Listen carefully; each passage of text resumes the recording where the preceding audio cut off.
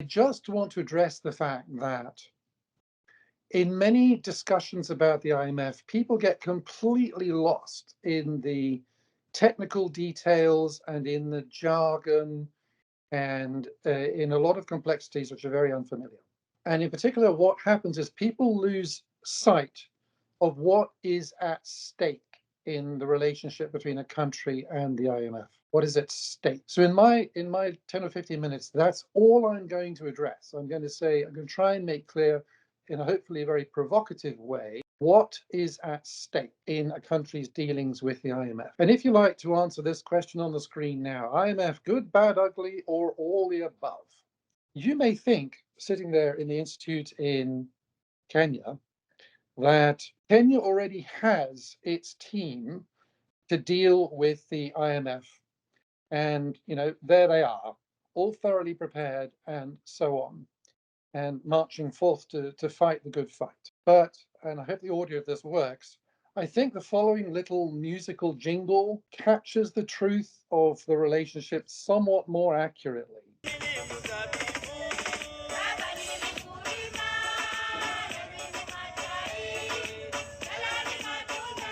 Okay, it was a little musical jingle in Kiswahili, essentially saying that the president is like taking his orders from the boss, and that's what this little image is capturing. Well, that little jingle captures one element of the truth, perhaps an important element of the truth, because at the moment Kenya needs the IMF, and if you need the IMF, you are dependent on it and you are not in a position to challenge it particularly robustly because you need it. And that gives rise to an observation I see quite often. Kenyans quite often talk about yourselves in regard to your standing in international relations as being in the second division. You certainly don't think of yourselves as being Premier Division, not really even in the first division, maybe somewhere in the middle of the second division. But that attitude, which I find very common among you, particularly now, ignores the fact that your team captain, who is your president, is essentially somewhat held hostage by the IMF. The country needs the IMF, therefore your team captain cannot speak freely and openly and challenge them directly.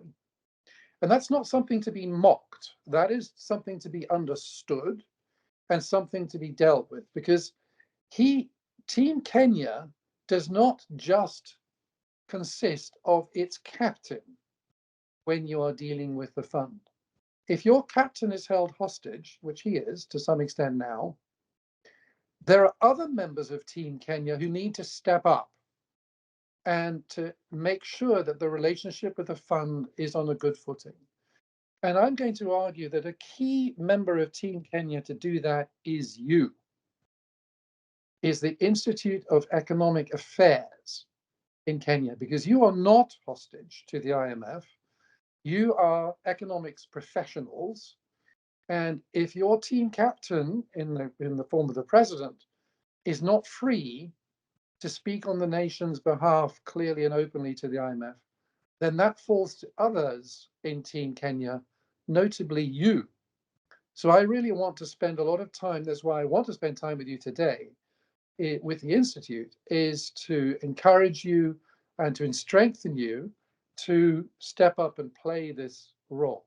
Now, in thinking of your own potential role in that regard, you may think to yourself that you are totally outgunned by the IMF. This goes back to this issue of second division. You may think they've got all the best economists, they've got all the equipment, they've got all the background and knowledge. If that is how you think, then I want you to learn something about this fellow. He came from a different part of the continent, but I think he has a lot to teach you if you think that you are completely outgunned. So for the next 10 minutes or so, I'm going to talk to you about Shaka Zulu. Zulu. In 1820, showed up on his doorstep was the military which 5 years before had defeated Napoleon. They had muskets, they had cannons, they had ocean-going vessels, they were very battle-hardened. It was a direct threat. And yet, despite apparently being phenomenally outgunned, he not only held them off for the duration of his own life, which came to an end in 1830, but because of his whole attitude, his whole way of dealing with this apparently overwhelming force, managed to keep them out for the next 50 years. So the question is, how did he do it? How did he so beat the odds that were stacked against him back then from 1820? Well, there are 4 things that I want to really draw your attention to. As I'm going through this, think about how this affects, how this informs potentially the role of the Institute in addressing and in dealing with the IMF. So the very first thing to make clear about how Shaka address this problem of this overwhelming military force with which he was confronted from 1820 is he was very clear about his own aim. His aim was not apartheid. He didn't want those Mzungus to stay over there, us to stay over here, and that's apartheid. That's not what he wanted. He did not want to dominate them. He did not want to go to the Cape Colony and run it, nor to run the British Empire. And that's important to say because there were other of his neighbors who he did want to dominate. His aim was to say to these people, you can come and go among us, but if you do, you will do so on our terms. What he wanted was sovereignty. He didn't want apartheid. He didn't want to dominate them. He wanted to ensure Zulu sovereignty against this overwhelming force. That was the principal aim that he had. The second key element of the way he was able to hold them off, not only for his own life, but for 50 years afterwards, was that his assessment of them. Because when they showed up on his doorstep in 1820, a bunch of them asserted to him that they were benevolent. They were missionaries, they were traders, they were some settlers, farmers, all asserting to him that they were benevolent. But he was not fooled. He knew that they came from the Cape Colony, which was a people-owning colony. So he knew there was nothing benevolent about this lot. He was not fooled by their own declarations of benevolence. But at the same time, he knew that they could be useful to him. They may not be benevolent, but they could also be useful. So it wasn't that he wanted to drive them away. What he wanted to do was to remain on guard. He wanted to interact with them, but in a way that was very much on guard to make sure that he got the useful things without suffering from the harmful. Now, it's also important when thinking about this in regard to the Institute. When you guys study economics at university, economics is often taught as inherently benevolent. It's all demand and supply, it's consumer surplus, it's Harburger triangles, it's all the best that can possibly be, all right? One of the things you don't learn in economics at university is how rough it gets when it turns to issues of sovereignty. And that's another way. You don't want to be fooled by economics presenting itself as inherently benevolent. In issues of sovereignty, it gets rough. And if you're going to step up in the Institute as your role as in Team Kenya, you've got to be ready for it to get rough. The next thing, which is really important to say about Shaka Zulu and how he addressed his own version of this problem, is it never entered his head that he was anything other than Premier League. It never entered his head. And I need to say that because, as I say, when in my long dealings with Kenya, you're very inclined to put yourself down. I've dealt with Kenya for many years. I know Kenyans are Premier League. I'm just going to assert that. There is nothing that the IMF can do intellectually that can outgun you. Nothing. You are Premier League and able to deal with them. But this is not a matter of you going around thumping your chest and saying, oh, look how great we are, and so on. And certainly this is not what Shaka did either. What Shaka did was he put in the work to match them. And in particular, he did 3 key things. He completely reorganized Zulu society into regiments. All the warriors, who they called impis, were put into regiments. That was one key thing. He completely reorganized the way in which the weaponry that they used, and he completely reorganized their field battle tactics. So this is not a matter of chest thumping. He put in a great deal of work to ensure that he realized his status as Premier League and therefore was able to match this threat that he faced from this great military that had just defeated Napoleon. And that is something which you clearly need to do if you're going to stand up for Kenya to the IMF. And I can assure you that putting in the work to do this is much more than a couple of hours seminar late on a Friday in Nairobi. As it took Zulu, it took him years to prepare for this challenge and to implement it properly. But the key thing was for you to be willing to put in the work that includes really generating a very proper and clear understanding of the IMF and how it works, where its failings are, what it knows about Kenya, what it doesn't know about Kenya, etc. So the key thing there is doing the work. And there's one last thing about it, about the challenge that Shaka faced. I'm sure he wished he could have known this at the time. He didn't, because there wasn't CNN and there wasn't BBC News and so on. But this military, which confronted him from 1820, had been defeated. This was not although it was overwhelming power, apparently. In fact, it has a rather more chopped record, and I'll just go through some of those very quickly now. This great military, which confronted him in 1820, had been defeated by a ragbag bunch of farmers and dreamers in what is now the United States. The US colonies had risen up against this British force and beaten it 45 years before they showed up in front of Shaka. They were beatable. The second group of people that had beaten them were Africans in Haiti.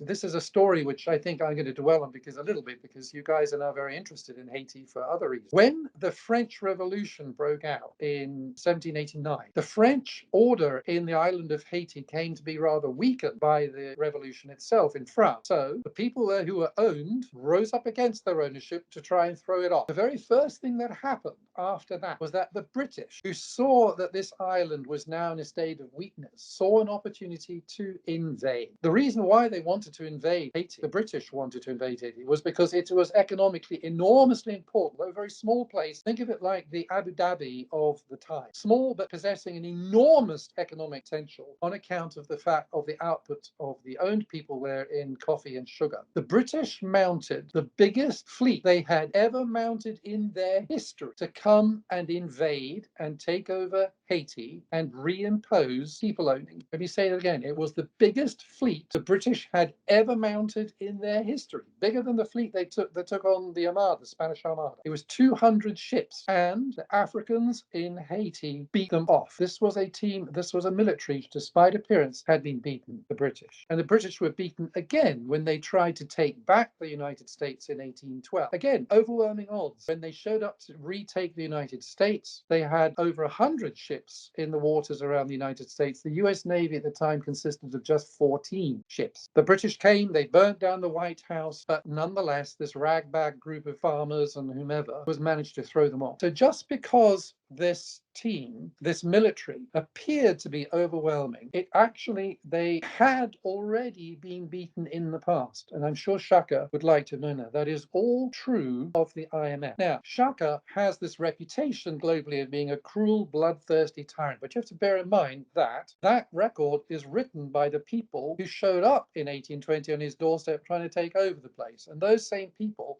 had just been rampaging around Europe the previous 13 years in the most incredible bloodbath. So, it's a case of the pot calling the kettle black on a really grand scale, that he has that reputation. In fact, not so at all. He was merely very effective at defending Zulu sovereignty.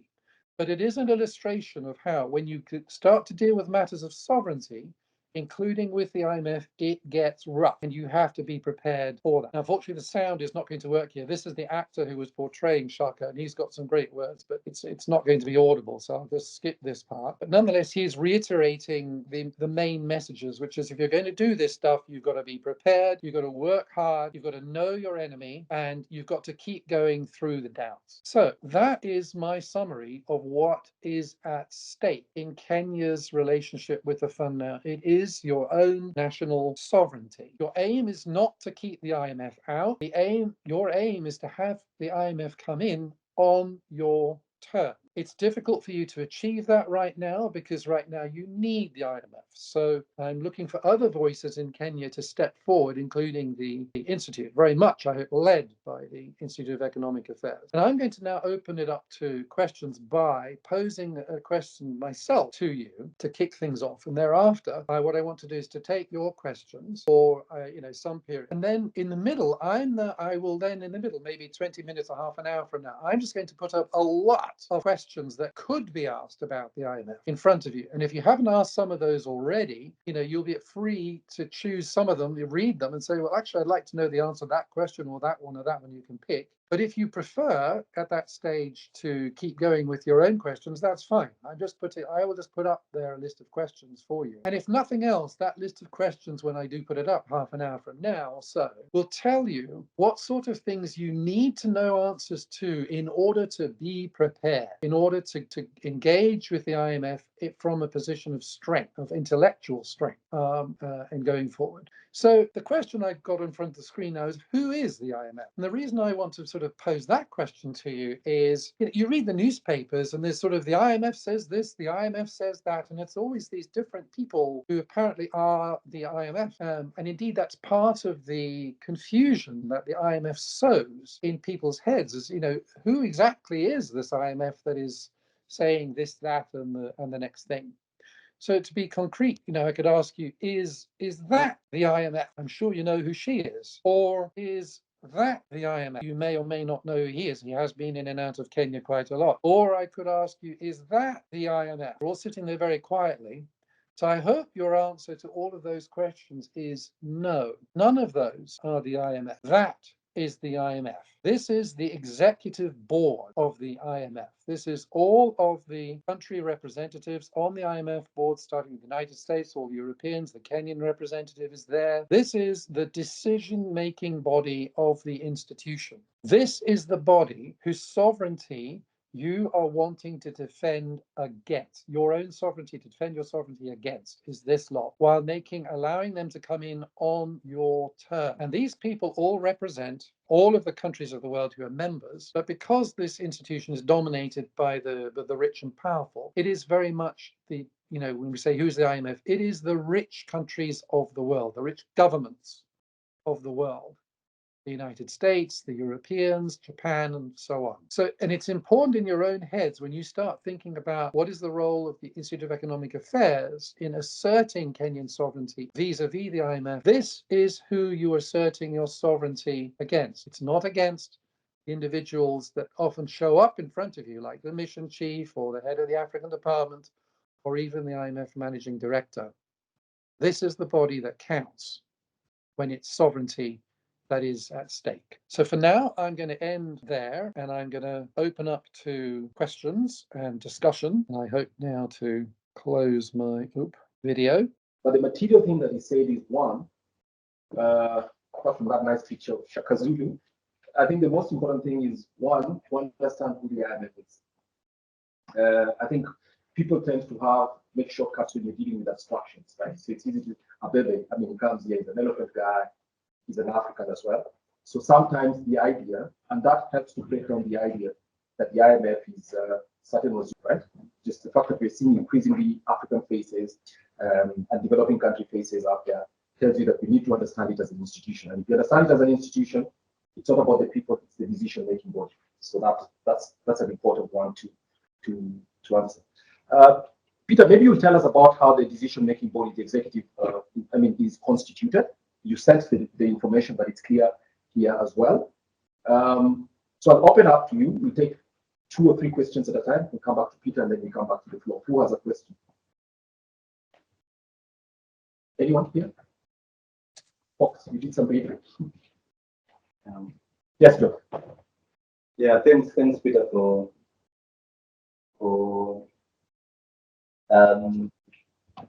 sharing, provoking our thoughts, basically, in regard to this question about who the IMF is. A quick one.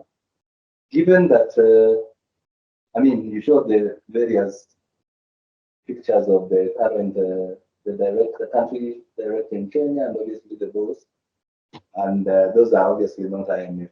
But now, IMF being an institution, is there space for dealing with them in an informal way? So is there space for informality in the way we deal with IMF? Obviously, political economy analysis institutions are what we call sets of rules and whatever, but yeah. I mean, basically, is there space for dealing with IMF in an informal way? Thank Okay. You. Any other question? Yes, please. Oh, excellent. Can you hear me from here?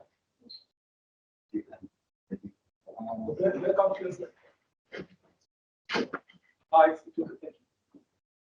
thank you. It's really interesting. I never thought about it.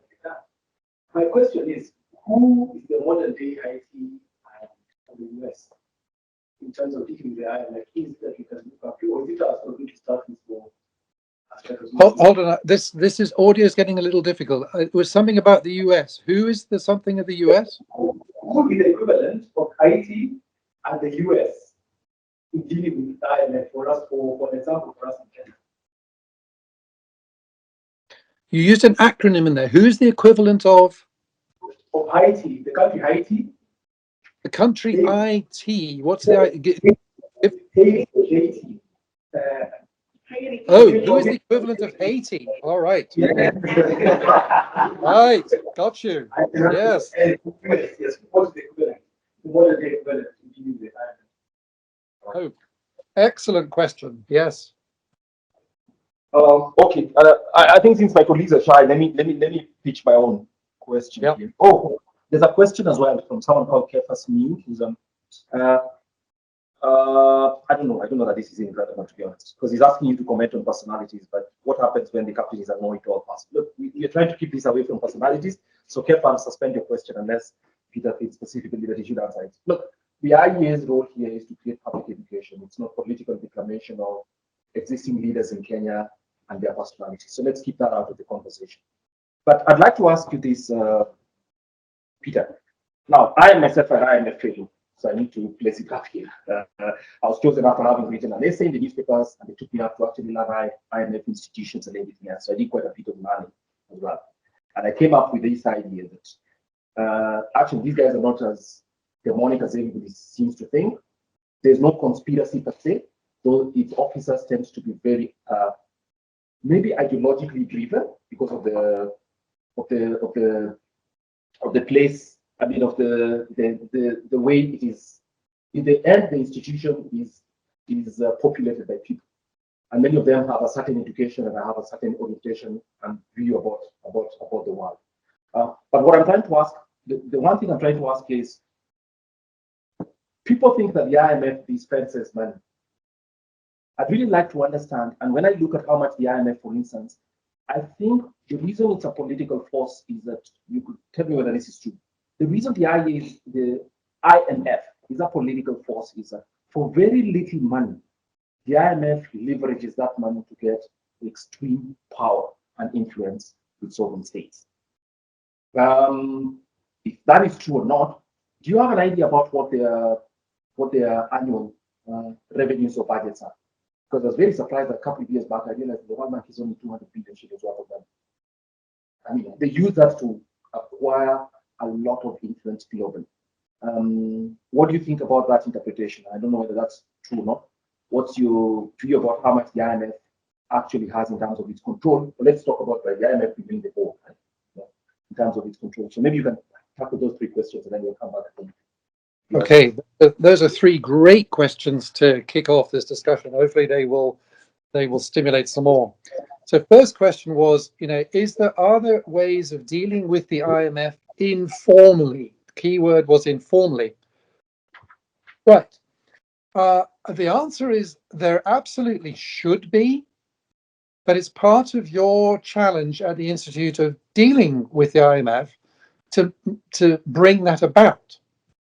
So, and there are various ways you can do it. The most obvious way that is available to you at the Institute to do that is because there is a representative of the IMF permanently in Nairobi. Okay, you don't have to wait for their missions to come and go. He is assigned there permanently. it's part of his terms of reference for the IMF to engage with what they call civil society and so forth, all right, to do outreach, and that includes to people like you. And so that's part of their mandate. And when they do that, those discussions you will find tend to be, when they're behind closed doors, they're very friendly people. They are the staff are quite willing to engage on all kinds of things.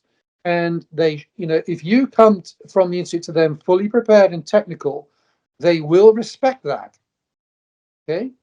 But it's very much up to you to come prepared in order to engage with them, with that particular staff member, on an informal basis. However, in my own dealings with you at the Institute, you can see that in fact this is still going to require some work. You may know, you will know that I gave a presentation through the Institute assessing the IMF program that is currently in place in Kenya. And the very first question I asked at the beginning of that presentation was, is anybody from the IMF here? You may or may not remember that. None of them showed up. It is, in my view, reprehensible that the IMF, which has a program in Kenya, where that program is being discussed by the premier economic institute of Kenya, the IMF does not show up to speak for itself when it is under examination or being challenged, as I say, by the premier economic institution of Kenya. So there are informal means of doing so, particularly through the resident representative, who's permanently in Nairobi. He can show up any time to talk to you. It is his job to do those kinds of things. But when the IMF fails to deal with you on an informal basis, or fails to, present itself when it's being challenged by you formally, as in a seminar, that is something you should be willing to protest. Not only to the institution itself, but potentially to go public and to say, what is this? Kind of essentially, your message would be, who do you think you are coming into Kenya and essentially being unaccountable when you are here? Okay, this is partly where issues of sovereignty get rough.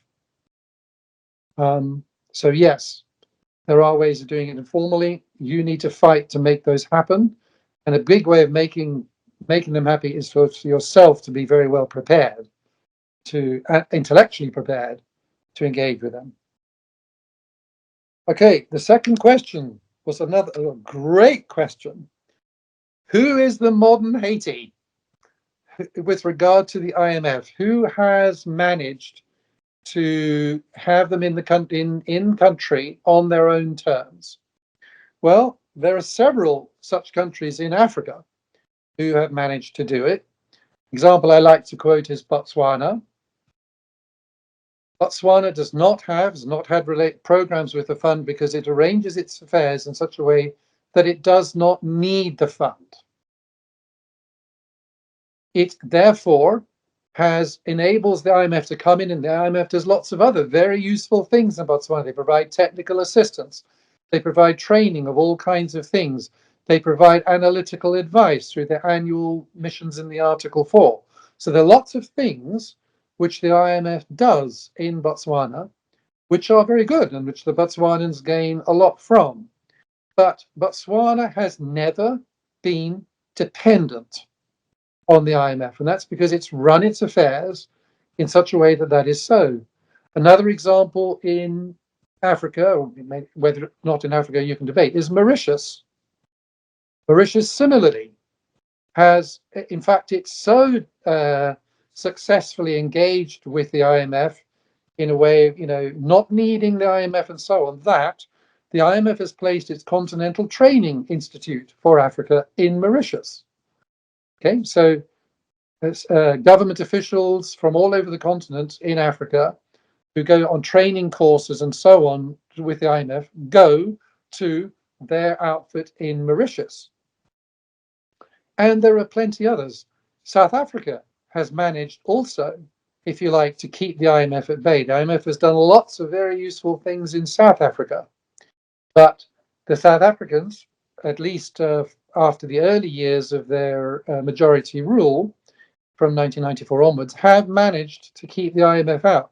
Now, that's an issue I'm going to come back to when I turn to the paper that Kwame was mentioning in the end. But there are some cases right there in Africa, okay?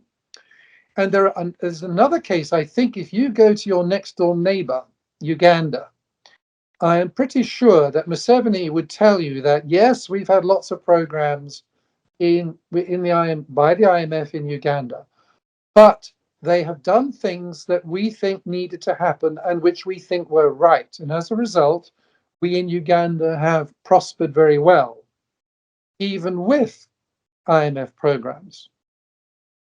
And there's a great deal of merit to what Museveni would say in that regard. So, yes, bear in mind as the example, although the example of Haiti was rather colorful, the point is not apartheid. The point is not to keep the IMF out.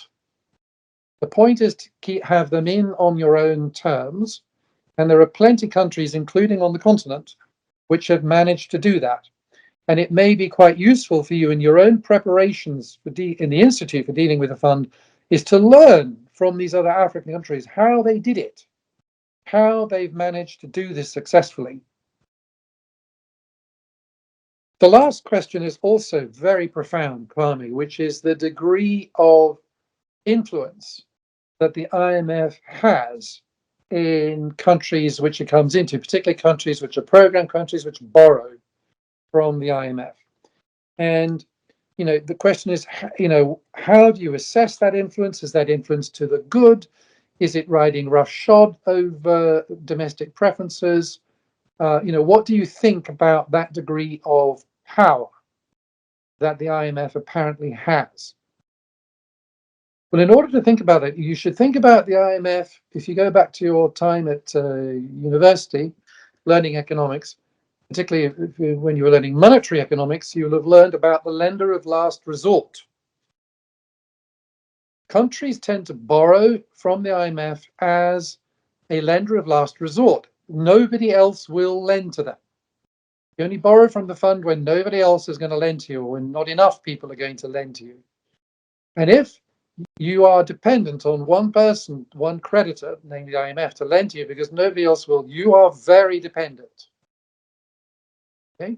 Because if you turn down the terms that they offer, you're essentially left without any creditors.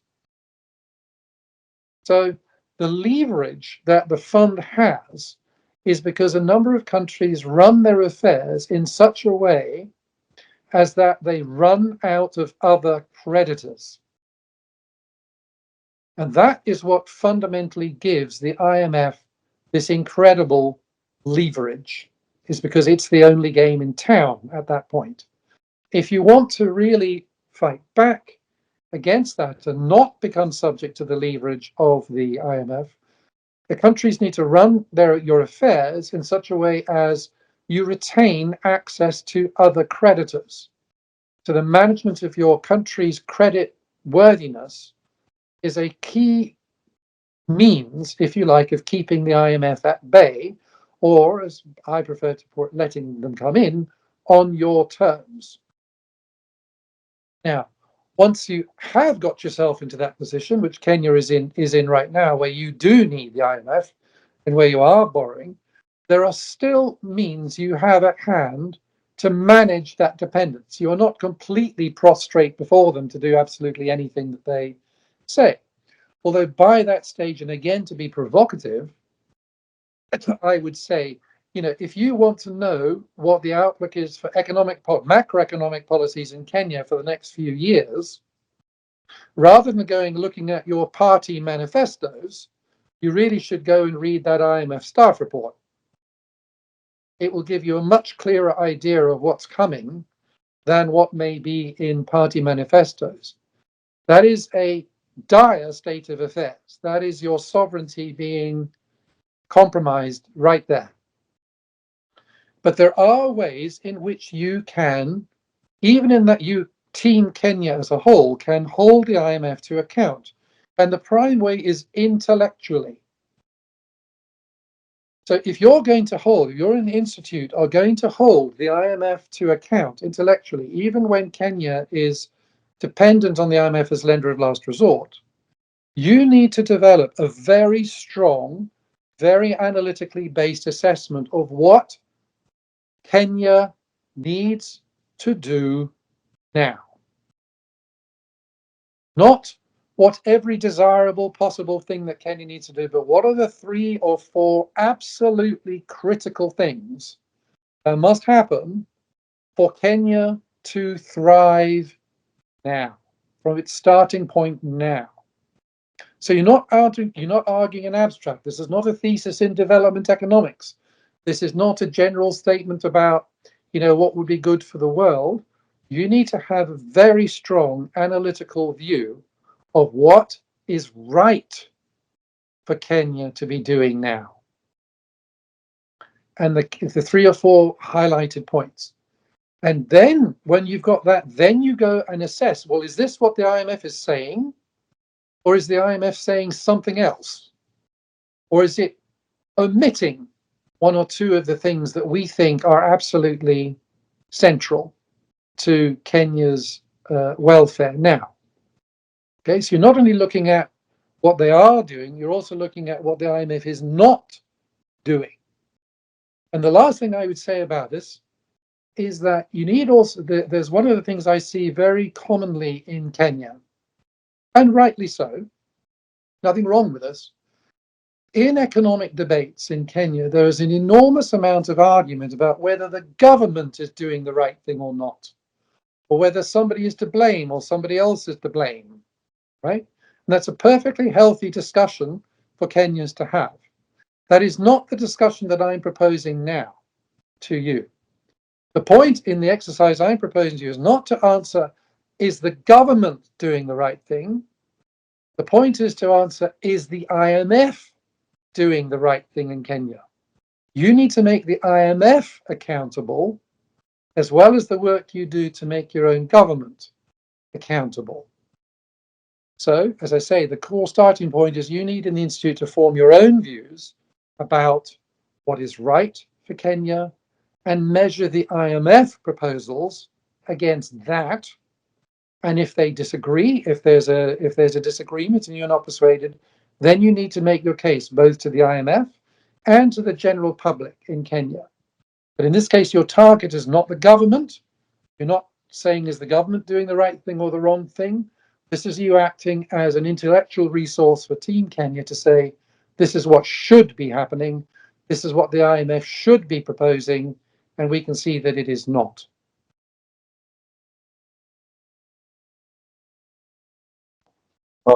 Okay, thanks a lot here. So I just reiterate your final point, which is that's true. We tend to very consciously decide that, look, the only people who are that obligation is the government of Kenya because they're the one to pay taxes to.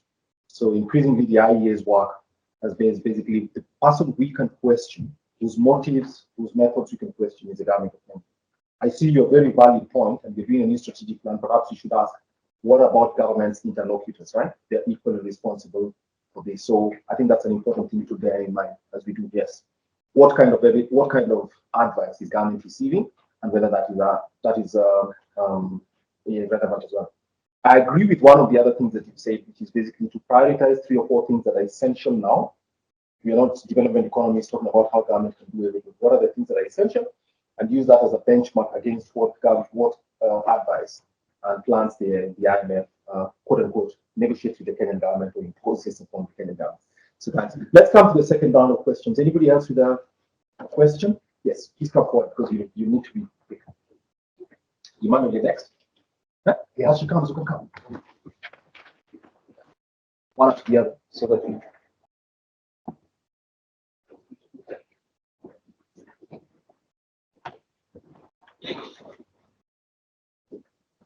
Yeah, go ahead.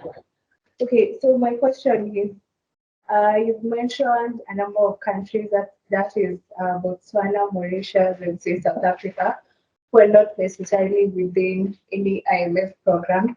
So I'm just curious as to, is there an inherent similarity among these countries as to why they have managed not to be under any IMF program? Thank you. Anyone else? Thank you, Peter. My name is Emmanuel Chendo from the Institute of Economic Affairs. So my question to you is, okay, first of all, I think the frame with which you put this together was actually very thought-provoking, because the first question that arose to me was, okay, what are the low-hanging fruit that you sense that the Kenyan civil society in general and the Institute of Economic Affairs in particular are leaving on the table in terms of mounting this, maybe I should just call it an assault for now, on the IMF in terms of trying to create that space, making that case for Kenya's sovereignty. So what are the things that you think we should be starting off right off the bat in something that takes a couple of weeks to mount? And then the next question is, I think, what do you think the kind of a think tank of the future in a place like Kenya and in the developing world, because these sound like issues that many nations in the developing world need to address. How should a think tank be structuring its approach to dealing with the multitude of the multilateral development partners? Yeah. All right. Any other? Okay. Good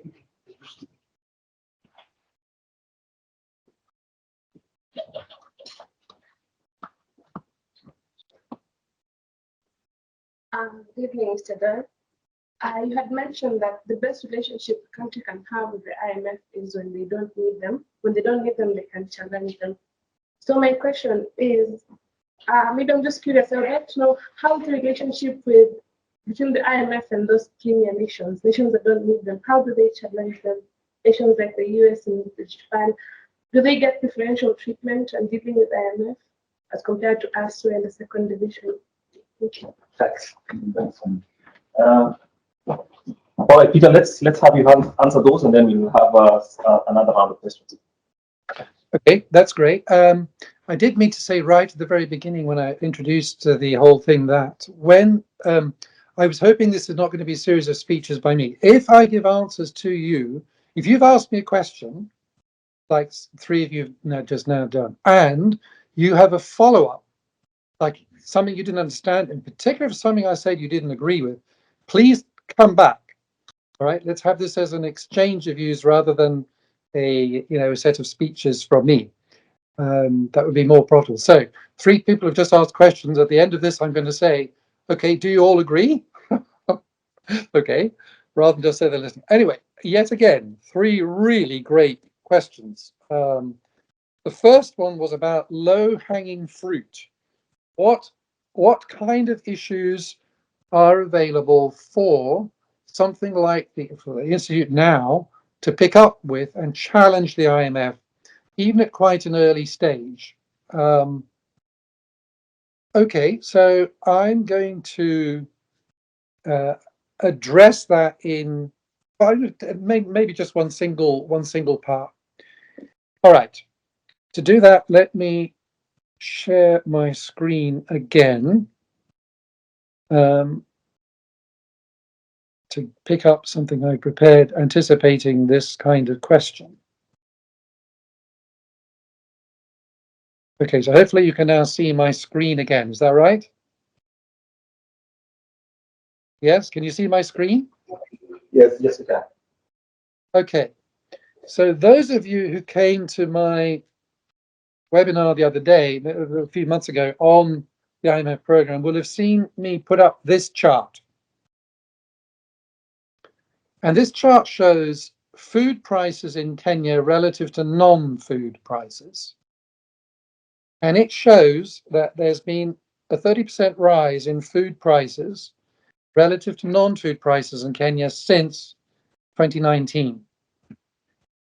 This is what you in Kenya call the cost of living crisis, but that's actually in economic terms a rather insufficient description. It's not a good technical term. This is a relative price shock, which is adversely affecting low-income households in Kenya very severely. If you look at the latest IMF report on Kenya, the one I circulated to you, as well as all the previous ones, you will not see this chart. You will not see the issues related to this chart being addressed. I personally do not see how the IMF thinks it can propose policies for Kenya without addressing this. If you want to know why there's so much discontent in Kenya now in the general public, it is because of this. It's because food prices have risen so dramatically relative to non-food prices, which is the general level of inflation, that low-income households, so, and if, you know, to understand the importance of it, food is what's 33% of your CPI basket, right? So for low-income households where the basket of food is, let's say, 50% of their spending, this relative price change means that real incomes have dropped by 15% amongst poor households. It is no wonder that they are challenging. You know, there's riots and people throwing rocks and political disturbances.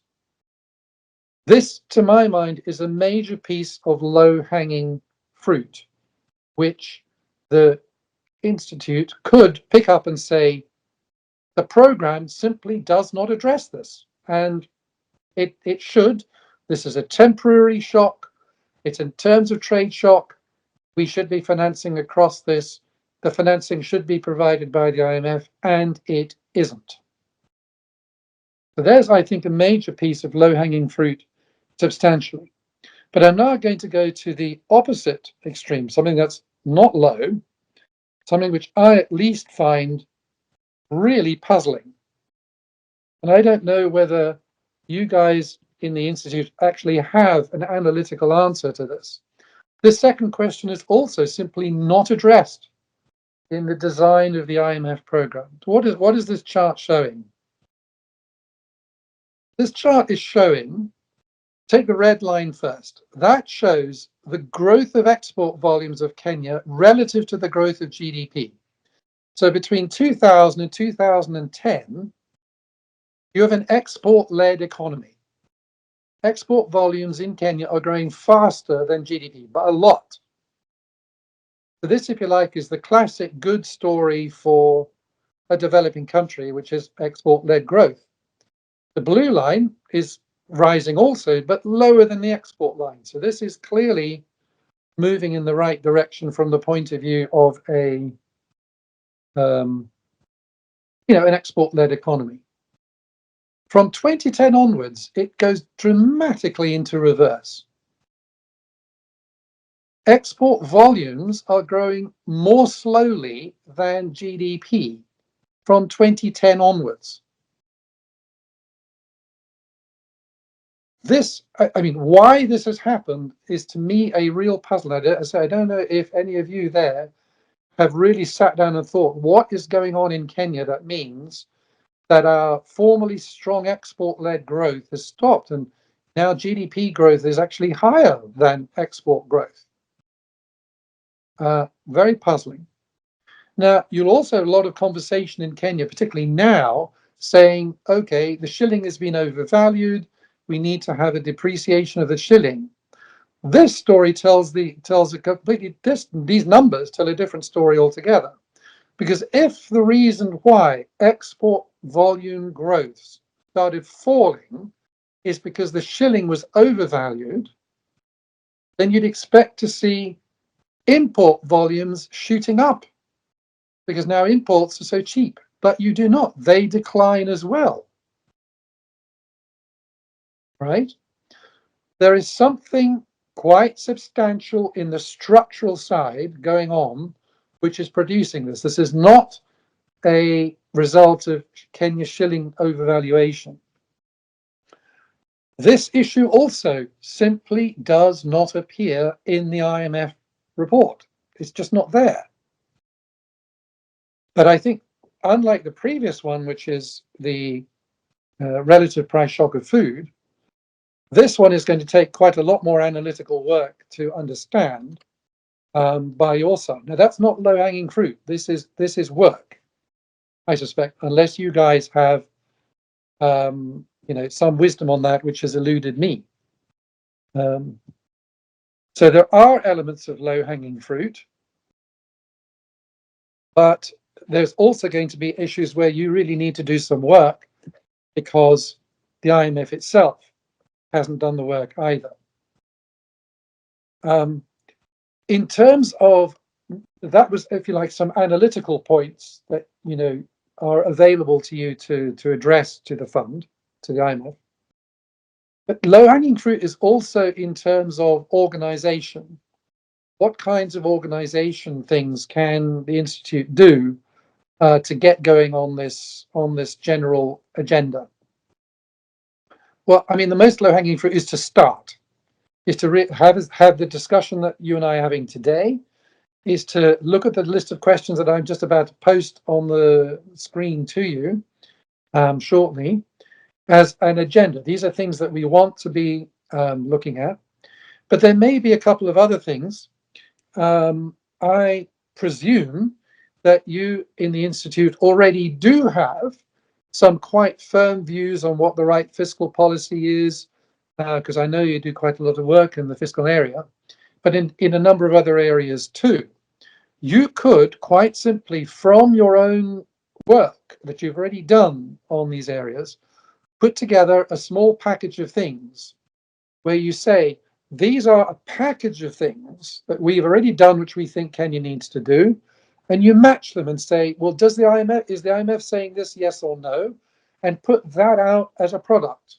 This is just where, and all that would do is for the general public, alert the general public where you in the Institute are in agreement with the IMF and where you are not, based on the work that you have already done, your own in-house analytical work. I think that would be, another example of potential low-hanging fruit that you could do. The second question I was posed in this round is about the fact that think tanks, you're an economics think tank in Kenya, and of course there are plenty others elsewhere in Africa. Are there things that you can do collectively to strengthen one another and to strengthen the case, the intellectual case that the economics profession in Africa brings to matters IMF through the continent as a whole? To this idea, I say, hallelujah. I am strongly encouraging you and other think tanks with which I'm engaged to engage with one another, to coordinate. It is very common, if you look at the way in which economics think tanks behave in the advanced world, they all interact with each other. They have conferences together, they have video conferences together, they have personnel exchanges, they do exchange papers, they do collective joint works on, if you're studying the right way to design VAT in Kenya, well, that's not entirely different to how it should be done in Tanzania or how it should be done in Ghana. Okay, by all means, put your collective head together to work on these things. It also would allow, if you build up this cross-continental liaison between the think tanks, it will also strengthen your intellectual ability to address what the IMF is doing in Africa as a whole. So instead of you addressing this sort of each individually, country by country by country, if you like, divide and rule, you will strengthen your collective ability to answer and assess what the IMF is doing continent-wide in Africa. So I very strongly encourage you to, build on the efforts I'm sure you're doing already to liaise with partner think tanks in other countries and across the whole continent. And I would say one other thing about this. Do not imagine that the only think tanks with which you should coordinate are those in Africa. By all means, do. But look for contacts and support from similar think tanks in the rest of the world also, not only in the global south, but also in the global, draw resources from wherever you can get them. And I can assure you that intellectually, you have material to bring to that table. You are not coming to other think tanks in Africa or elsewhere as supplicants. You have intellectual power from which they can gain also. This will be an exchange, not a request for help. So by all means, do that. The last question, I think, is also really profound and is not, I can't give a short answer because it is such a profound question, which was, does the IMF give preferential treatment or does it treat countries the same? Well, it's obligation. If you ask any IMF staff member, they will say, oh, it's yes, of course, we're always very we give highest priority to treating all members equally. That's the standard patter that you will get. At one sense, it's plainly obvious that they cannot treat every country equally because, of course, every country has its individual circumstances, and you have to tailor policies and advice and behavior to the individual circumstances of a country. That is fair. Okay? Equal treatment does not mean identical treatment. It's going to, the IMF should and does address different circumstances differentially because countries are not the same as each other. They have different problems, different challenges. That being said, that is a mask. It is very plain that the way in which the IMF treats, let's say, African countries is very different from the way it treats European countries. And I will give you one very specific example of this, which annoys the hell out of me every time I see the IMF do it. The IMF, and now I'm particularly saying its African department director, I've seen doing this recently, is very at ease with coming into Africa and in one means or another telling you all to, quote, grow up, unquote. They infantilize Africa. They are dismissive. It's all full of corruption and it's all full of countries not living within their budget constraints, and it's all full of, people who need to learn, what's what in the world. And they are very happy coming in and infantilizing you. You need, literally telling you on television, one or another, to grow up. They would never do that kind of thing in Europe. And it is not because the countries in Europe are all, wonderful. From 2010, Greece was an absolute basket case. An absolute basket case. I can assure you the IMF never went into Greece and told them to grow up. Okay, so even at the point of simply of tone, of if you like, the interpersonal way that they come into a country, they absolutely do not treat countries the same. And that is something which I think, Africans as a whole should resist vigorously, including from the think tank world, from the civil society. Simply just do not put up with it. No matter what difficulties, economic difficulties, an individual country may have, including Kenya, things which do need to be corrected, there is absolutely no case to go from that to treating you in that kind of dismissive way. There's no case intellectually, and there's no case within the institution either. You should absolutely protest when they do that kind of thing. There are also, I have to say, places where differential treatment arises in other kinds of ways. Kwame noted in his question that the IMF can be very influential as a lender of last resort. So you can ask yourself, well, what happens when the IMF is thinking about lending to a country which 6 months from now might have an election? The actions which the IMF can take 6 months prior to an election can have very dramatic consequences for the election itself. And there are very clear cases where the IMF plays that game. If you want to see that game being played, look at the interactions over many years between the IMF and Argentina, where very clearly at particular times, the IMF wants particular interlocutors on the other side of the table and doesn't want some other interlocutors on the other side of the table. And if they've got friendly interlocutors at the moment, 6 months ahead of election, the IMF will back off, will pull its punches, trying to get its friends through the election. And then once the election is over, they will pile in with their demands. Okay? You can very clearly see that in Argentina, but you get wisps of it in plenty other countries too. So one of the things which think tanks who are in Africa and elsewhere need to be aware of is to be alert to when that might be happening, to hold the IMF to account when it appears to be the case that that is going on, and to be very provocative. And now I'm going to be really super provocative on this subject now.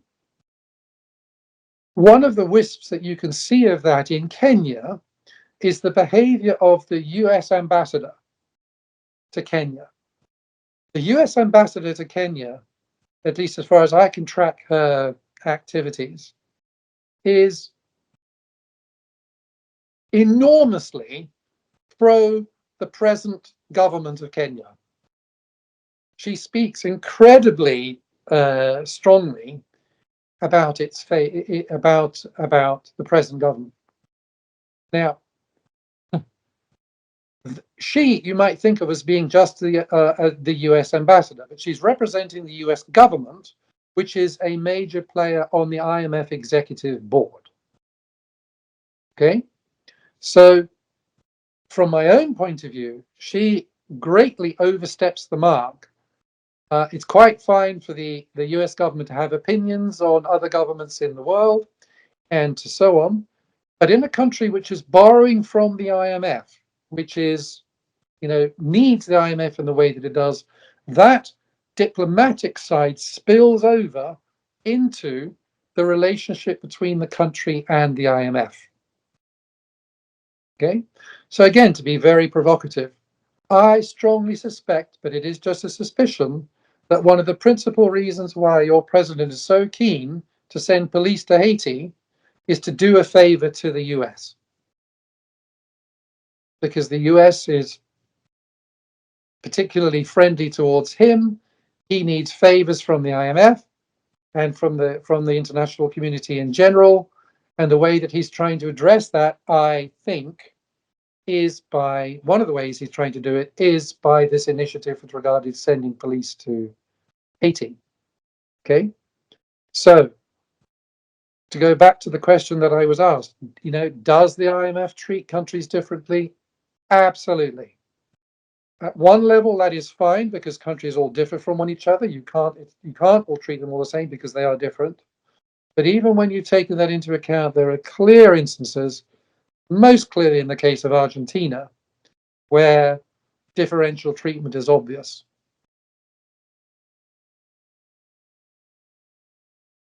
Let me read some questions. All right, thanks a lot, Peter. There are a couple of questions that came in the chat box. So let me read those and see if you can answer them before you project your.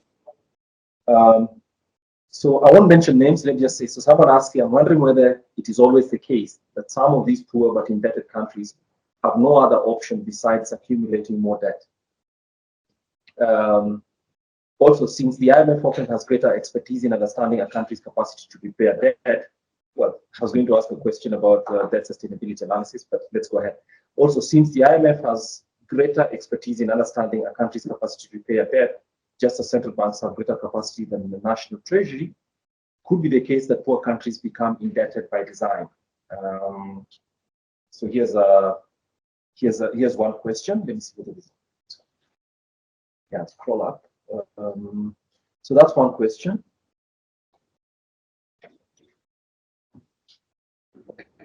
Well, the other one is from a book that you said. Well, I think that's it, right?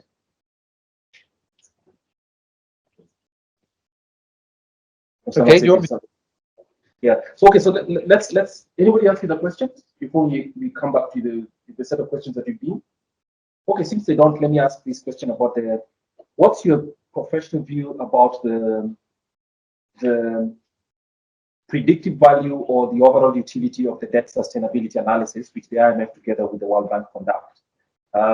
Because for a very, very long time, even while we at the Institute of Economic Affairs, again, I think you're right about when we have ideas challenging what the IMF standing is, we need to actually come back.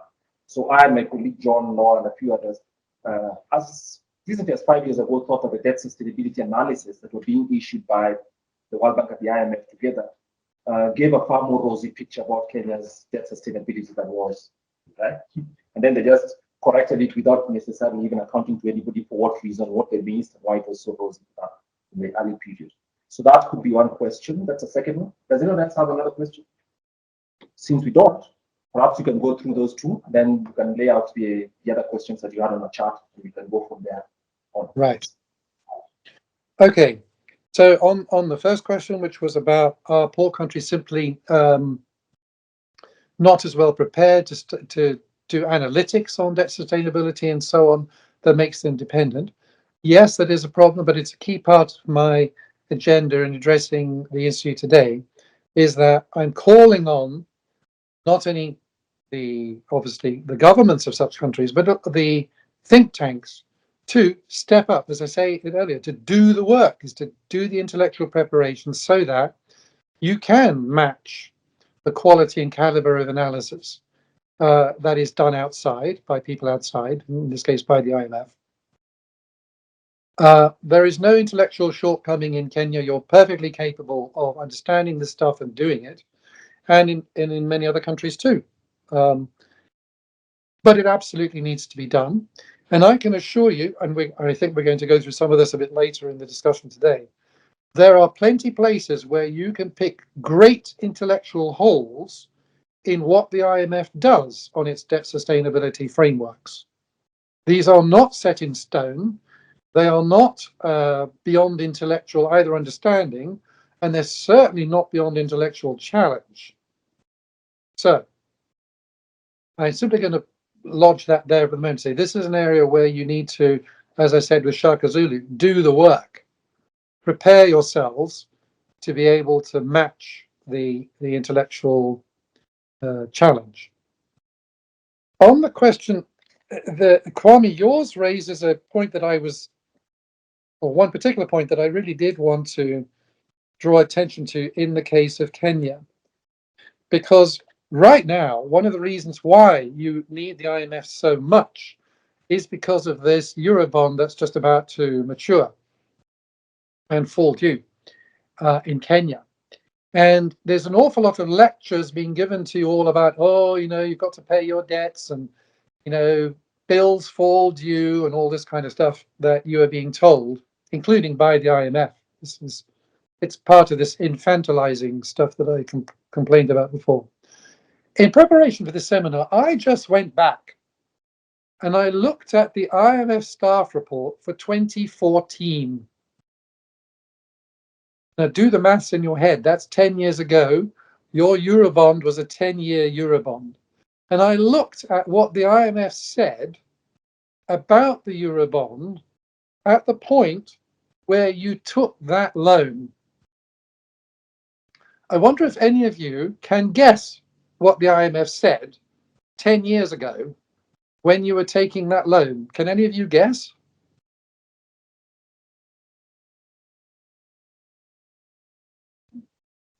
They gave it a thumbs up, I guess. They gave it a very big thumbs up. This is a bond which is taken on competitive terms. It's going to help with infrastructure development in Kenya. It's going to help with the export drive of Kenya. It is integrated into a sound macro framework. They gave it this big thumbs up, all in writing. You can go back to the 2014 staff report yourself and read it. And yet now they're giving you this big lecture about how debt needs to fall due and you've got to pay it and pay your bills and life is hard and you've got to tighten your belts and so on. Well, what happened, IMF? Okay, between 2014 and now, there were several IMF programs running along. Okay, one of the things that happened in between time was, of course, COVID. Another thing that happened in between time was Ukraine, neither of which are things which Kenyans deserve lectures about belt tightening and all of this kind of stuff. These are exogenous shocks to an economy which was highly exposed to those exogenous shocks.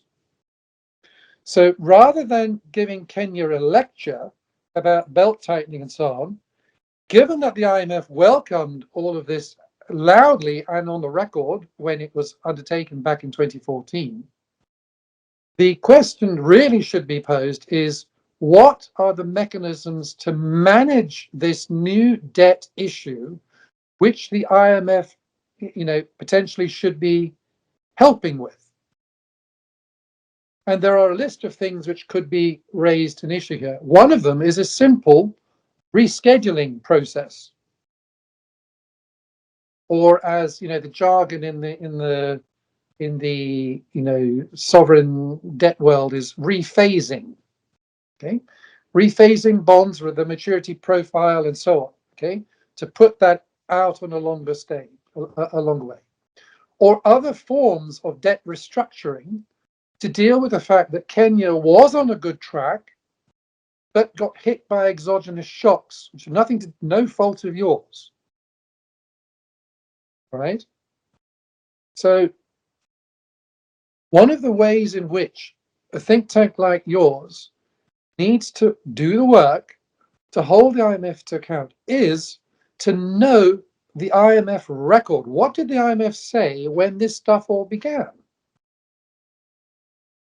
Okay, that is not just to embarrass them, if you like, but is to push them to say, okay, given that it is an exogenous shock, this wasn't just produced by, inappropriate macro policies conducted by Kenya since it took those bonds.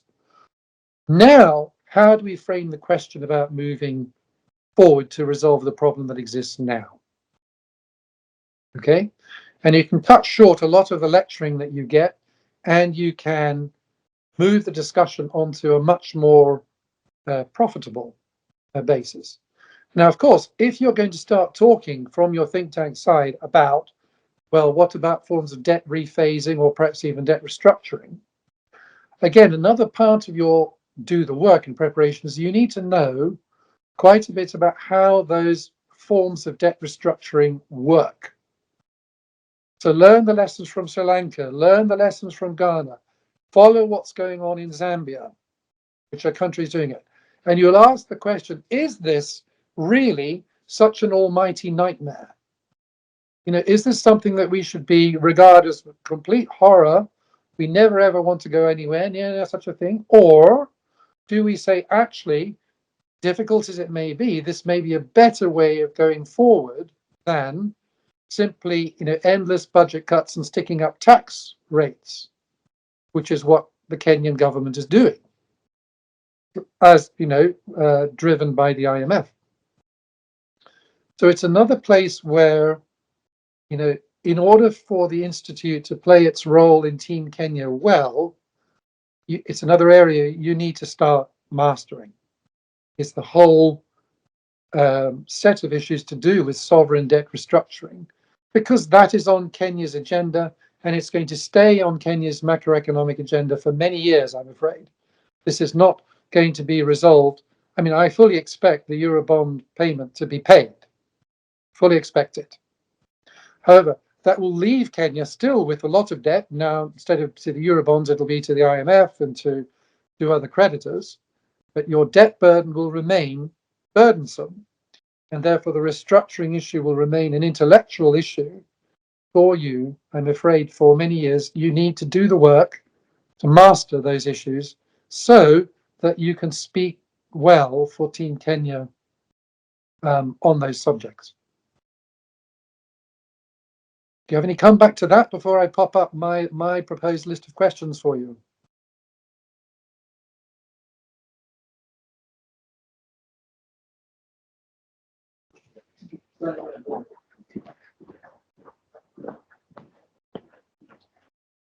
Thank you. It's Emmanuel Wachendo from the IEA.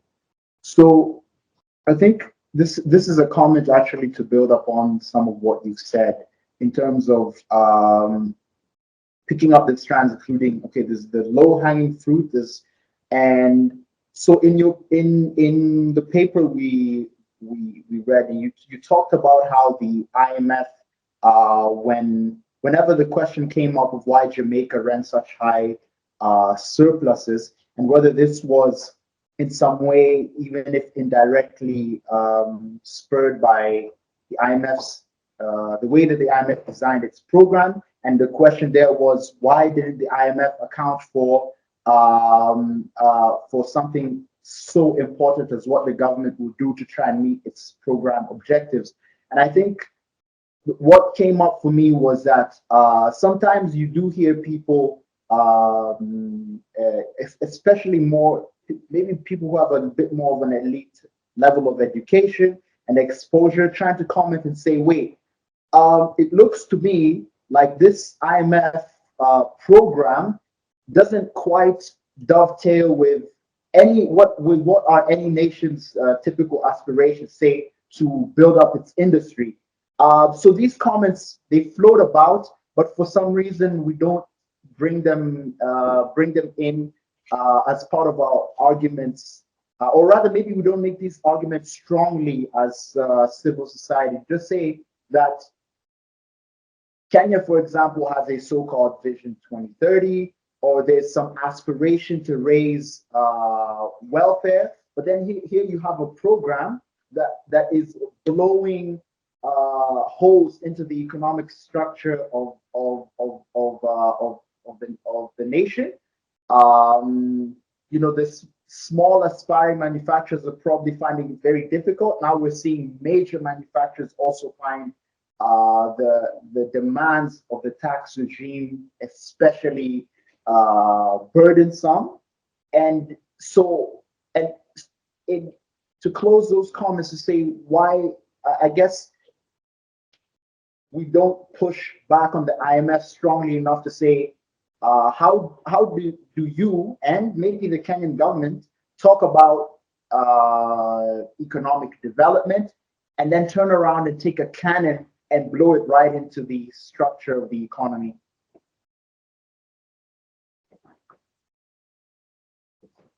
Okay, that's a great question. Kwame, can I just take that because it is such a good question? Can I just take that before I take any others? Yes, just go ahead. Okay, I'm going to answer that in two parts. Because I strongly agree with the premise of that question. I strongly agree with it.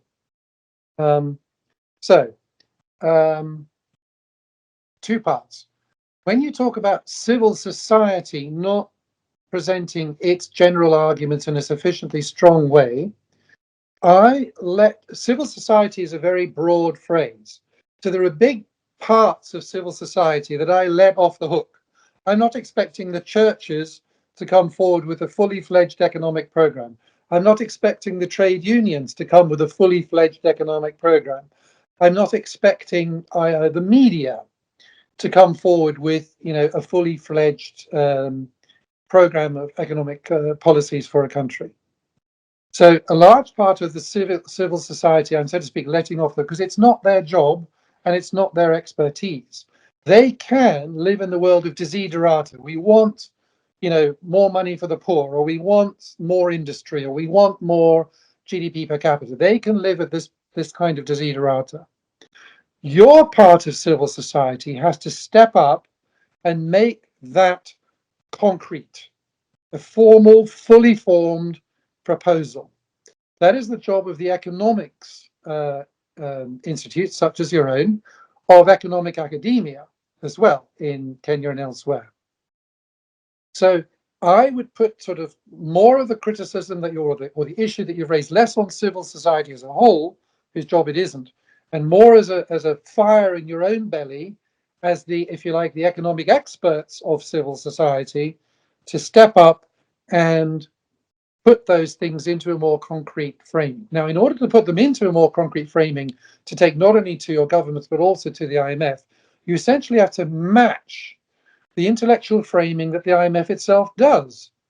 You have to explain how the program you're saying is going to, let's say, help the poor, fits in with a budget constraint, fits in with what you're saying on international debt, so that it becomes a fully formed, coherent program, not a list of simple desiderata. Because of course we all want, lots of lovely things. It's the job of, the economics intellectuals and the economic force in a country to express those things in a way which is coherent as a whole. Now, a key part of that task obviously falls to the government of the day. It should be the government of the day's job to put all those things together. How does this fit with the central bank? How does it fit with trade policy? How does it fit with our relations with our neighbors? How does it fit with our borrowing from the World Bank? Okay, so obviously the government should be primarily, if you like, responsible as the leader of Team Kenya to do those things. But in the context where your team captain is being held hostage, other parts of Team Kenya need to step up and do that too, which is what I'm talking about to you today. So I strongly agree with the premise of the question, but I think all it's doing is taking us back to, fire in the belly for you guys to step up and do these things on behalf of Kenya in its relations with the fund. Now, in order to get a bit more concrete now with lots of generalities about doing the work, now what I'm going to do is I'm going to put up on the screen a fairly long list of quite specific questions on a whole set of issues to do with how the fund works. There's going to be 3 columns. There's no particular ordering of these questions. I would like you to sort of spend like 30 seconds or something just quickly reading through them to get a sense of, the sorts of things that you need to know answers to. If there are particular ones that you want to ask about now or raise now, that is fine. We can begin discussion of, the ones that any of you think are interesting now. But even when I put these questions up, don't feel bludgeoned by me. If you've got other ways of framing the questions or other issues you want to raise, please feel free to carry on doing so. I'd much rather hear, the way that you are framing these things now than to drive over you with a steamroller with a lot of other questions. Okay? So don't be bludgeoned by me, but here are a set of questions which hopefully will stimulate more thought in all of you. So I hope you can now see that on the screen. It'll give you 30 seconds or so to read through some of them, and then Kwame, if you could, because I now can't see any of you anymore, take the lead in the meeting from there. Guys, you have 30 seconds to go through that list, and then you can, allow me to either go up there and read the questions. Let's go through them quickly.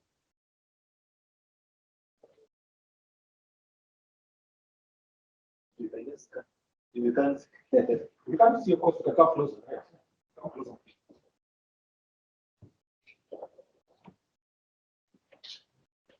Yeah. So basically, the first question is what the IMF new institution was like before. Was there always conditionality? Who sets IMF macroeconomic conditionality in specific programs? Who runs the show of IMF management level?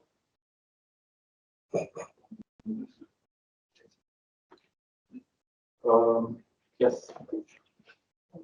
Whichever comes. Why is IMF mission? Why is IMF a mission service? Yes, it's called a mission. Yeah. It's country mission. Yes. But what's the interesting question? Yes. Yes. Why is IMF called a mission?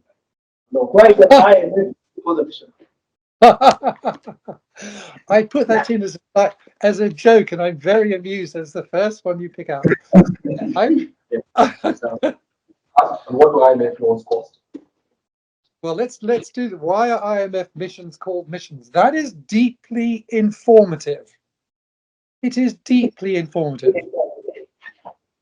The IMF conceives of itself as a missionary organization. We are promoting good policies throughout the world. And so we send our staff members off to evangelize the world on matters economic. Now, you folk in Africa ought to have a great deal of suspicion right off the bat from that, because of course you have a very mixed experience of missionaries in Africa, right? And that same mixed experience of missionaries that you have in your history should be reflected in your attitude towards this new evangelizing bunch who think that they are coming to bring the good news. If you think about what I've been talking to you about the whole seminar so far, the whole discussion, I've been saying, no, I want civil society and the Institute of Economic Affairs of Kenya to do the work. It is your sovereignty that is at stake. And these missionaries should not be coming, imagining that they're going to tell you what to do and how to do it. They could be coming to support you by all means, but on your terms. So it is deeply telling that the IMF calls itself, sends missions. There is another sign, there is another way in which this is significant, this word, missions. The internal I don't know how many of you are Roman Catholics. The internal organization of the IMF is very much based around the internal organization of the Catholic Church.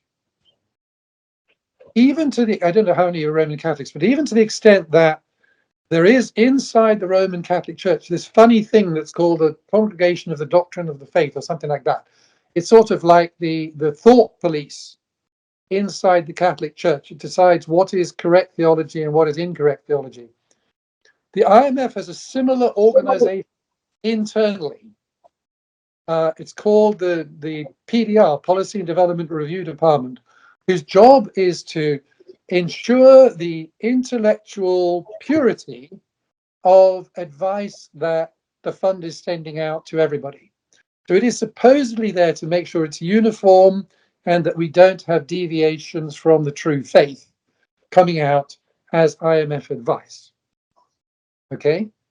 And that is another way in which the word mission is telling you, it tells you something about the way the IMF itself thinks of itself as a universalist evangelizing institution. And that is something you should all be in Africa deeply skeptical of, given your experience with actual missionaries. All right, more, please. Does it matter that the present IMF managing directors I don't know, you can get it.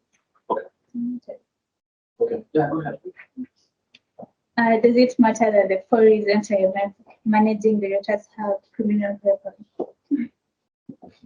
Yes, absolutely. It does. When I say criminal records, I mean actually charged in a court of law. One of them, an ex-managing director, has spent 3 years in jail in Spain for he got tied up in a corruption problem in the privatization of a bank in Spain. Yes, it does matter. It matters for the reputation of the institution as a whole. It matters because that tells you something very profound about the selection process for the job of managing director.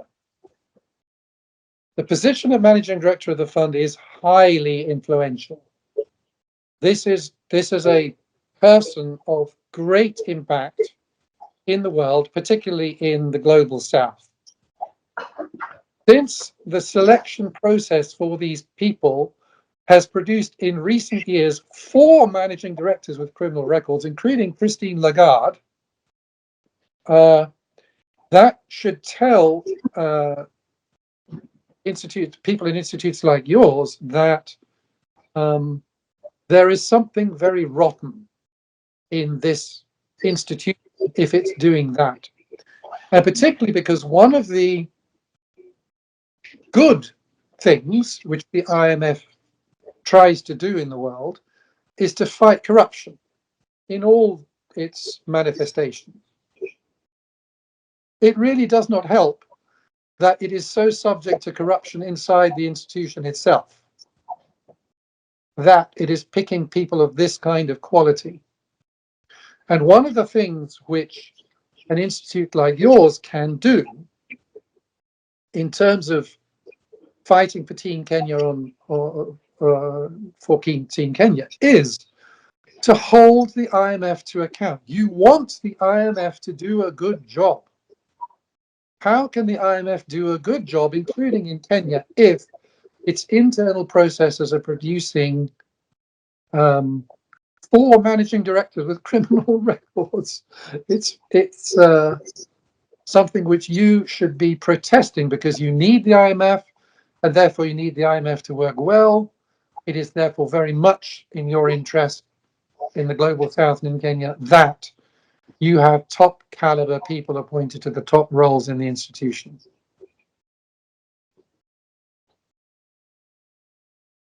And you should say so. Don't just think those things, you've got to say them. Okay, another question. What do IMF loans cost? Okay. Because you're all economists, I hope you realize that cost is a term one has to define carefully. The simplest way of defining a cost is the rate of interest. Right? There are different there's different kind of windows through which the IMF lends, and they have different prices. They're basically priced off of the weighted average of LIBOR rates in the major countries in the composition of the SDR. That's the base rate off of which IMF loans are calculated, and then there's surcharges charged on top of that. There are specific windows, say like the PRGF fund, which is called a concessional window through which low-income countries can borrow. And those are concessional rates that are from 0 or very low rates of interest. Now, you can see if you go onto the IMF website, and I've given you various links to the IMF website, what all of those rates of interest actually are now. Because it's a variable, it depends on what the level of interest rates in the LIBOR rates are in the world for the major currencies.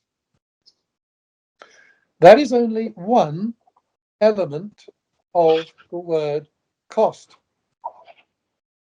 Another element of the word cost is the conditionality which countries have to agree to. So what budget cuts, what changes in the exchange arrangement, what changes in monetary policy, what changes in other things which are, if you like, compromises to sovereignty. Okay, and that's it's a much broader way of saying what does an IMF loan actually cost. And in many senses, it's the latter set of issues which are the really important things to focus on. However, you should be aware that right now there's quite a big campaign amongst development activists to reform the system of surcharges. That's going back to the interest rate costs that you have to pay. There are surcharges imposed by the IMF for loans which are particularly large, these exceptional access loans, or loans which are particularly long, being protracted. And these surcharges are enormously expensive for the countries that have to pay them. They're really huge sums of money. The original idea behind those surcharges was that when a country is borrowing an enormous amount, we really, says the IMF, want to encourage them to repay early, so we stick up the price. The country will work extra hard to get itself in order so that it can repay this expensive credit quickly. Okay? That, if you like, was the original notion. However, this idea is catching a lot of countries in its net, which are not in that situation at all. There's no ability for them to replace the IMF borrowing for something else. It just turns into very expensive credit. And of course, the more money you pay in interest to the IMF and its surcharges, the less you have for development and various other things. The IMF loans come at various prices in terms of the interest rate. You can see what those interest rates are by looking on the IMF website. They will tell you what they are in terms of the rates of interest. It's the compromising for sovereignty that is the real cost.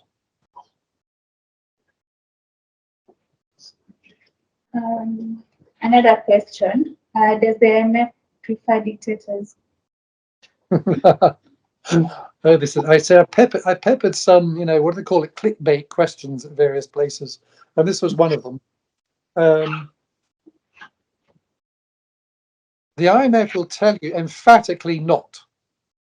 It's an economic institution. They will say, we don't interfere in this kind of thing. However, as you know very well in Kenya right now, you are being asked essentially by the IMF to do a lot of very painful things.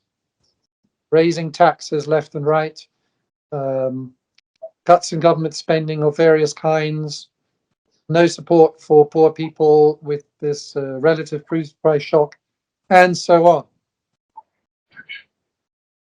There are some people who say in the IMF staff that these kind of difficult changes are more easy to force through by countries which are being run by politicians who are not held to account by anybody. They can just force these things through. There is, I think, a bigger group of people in the IMF staff who say, no, that's nonsense. We're much more likely to get a sustainable and sustained improvement in a country if there is domestic consensus behind the need for change. Okay, so you will find some of the more, how shall I say, politicized critics of the IMF saying, yeah, they prefer dictators and they always push countries into such difficult circumstances that all you're left with are dictators. I think that is an unfair criticism. I think that in practice, there's good evidence that they do prefer to deal with democrats because they do actually believe that consensus is the better way forward. But having said that, they do often make it very, very difficult for democrats, that's with a small d, in developing countries to survive.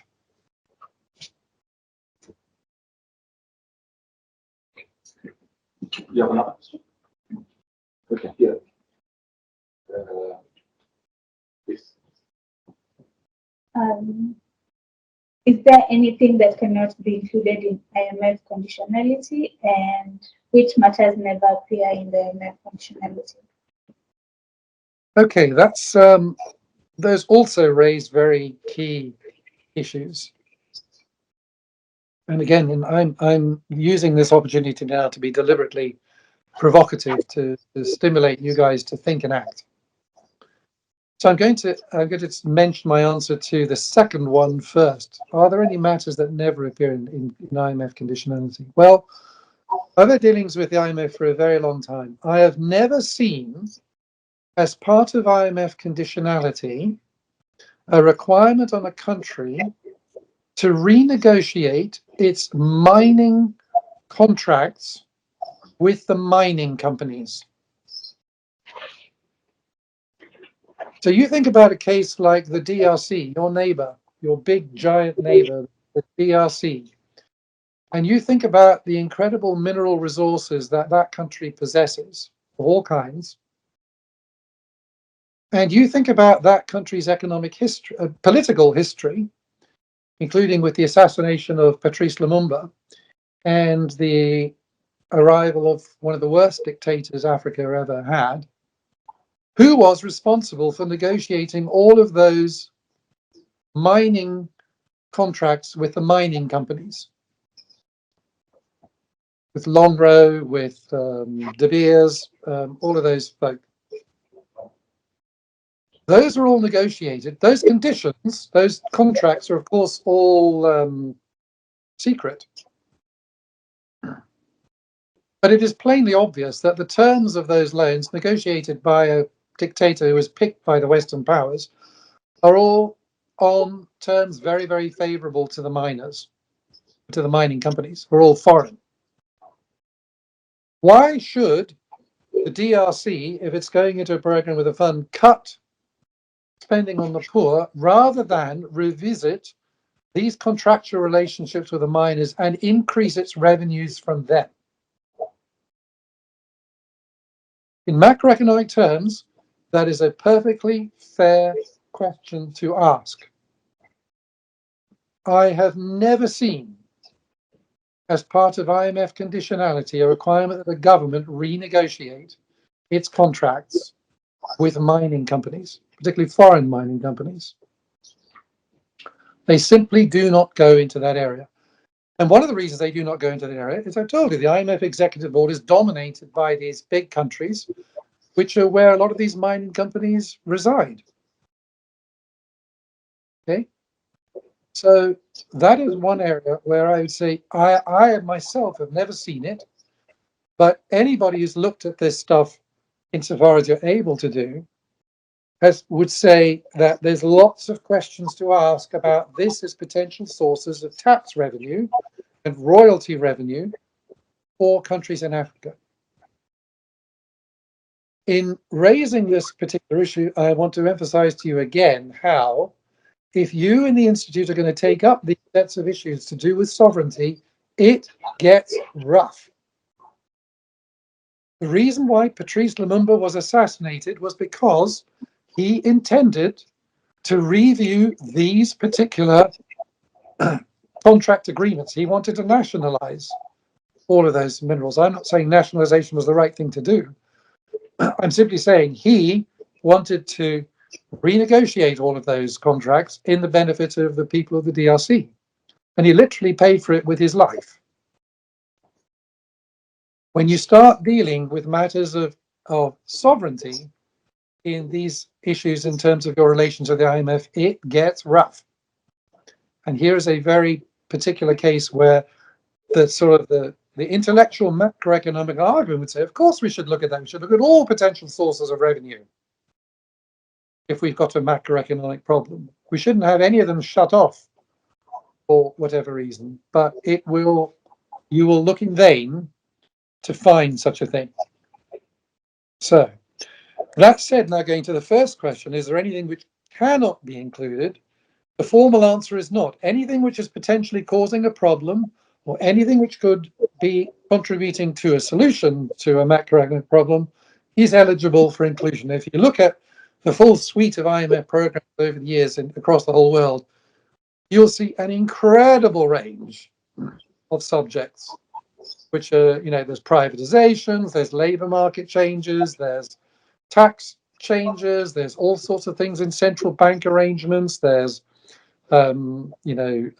cash systems arrangements, there's trade policy issues, on and on and on. There's an enormous long list of potential things are included because many things contribute to a macroeconomic problem and many things can therefore contribute to a macroeconomic solution.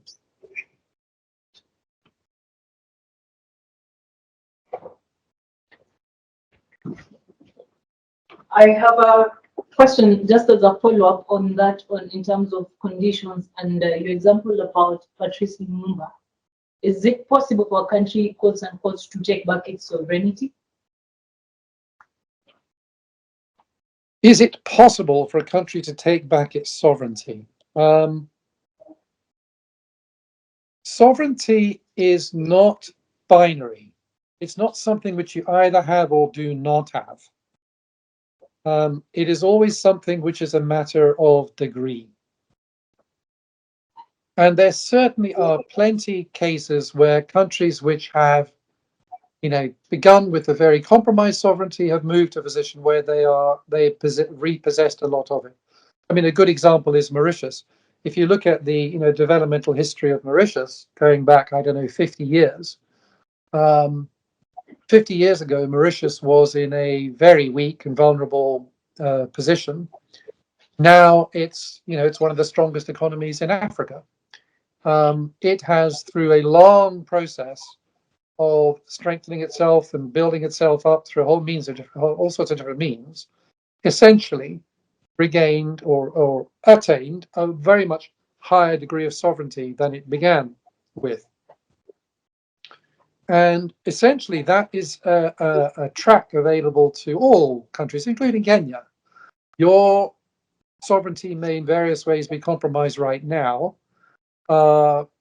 Take the right kind of steps, do the right kind of things, and you may regain a great deal more of it. And there's also one other thing worth saying in this particular context. Sovereignty is also not merely a matter of, if you like, merely is the wrong word, not only a matter of economics.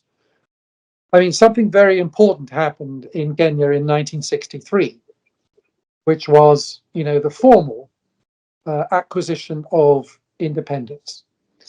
And however much, you might think to yourselves, well, we're still dependent on foreigners for this and that, and the IMF can still come and push us around. It is nothing compared to the subjugation to which you were subject prior to 1963. So Kenya itself has played a very big part in reacquiring your own sovereignty through the process of a fight, and it was a fight, I mean, as in a violent fight for independence. There is plainly further to go. And you could say, one way of thinking about it is, prior to 1963, the primary fighters were military. Nowadays, the primary fighters are intellectual. They are the economists. It's you. It's the economists in Kenya who are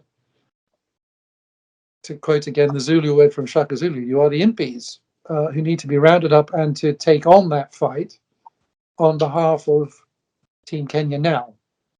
But yes, it certainly is possible for countries to move towards reattaining their sovereignty. Kenya has made very big strides in that direction itself. Further to go, and you guys in the Institute are now in the forefront of that.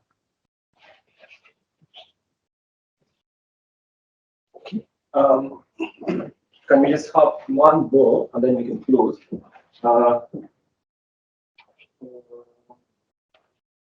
We can this. Any success stories? Country success stories? Each other? Are there country success cases? And the answer to that is yes. I mean, I've already given you several in Africa, but I'll go further afield. But also to when you think of a question like that, you have to think carefully of what is the meaning of success. Success for who?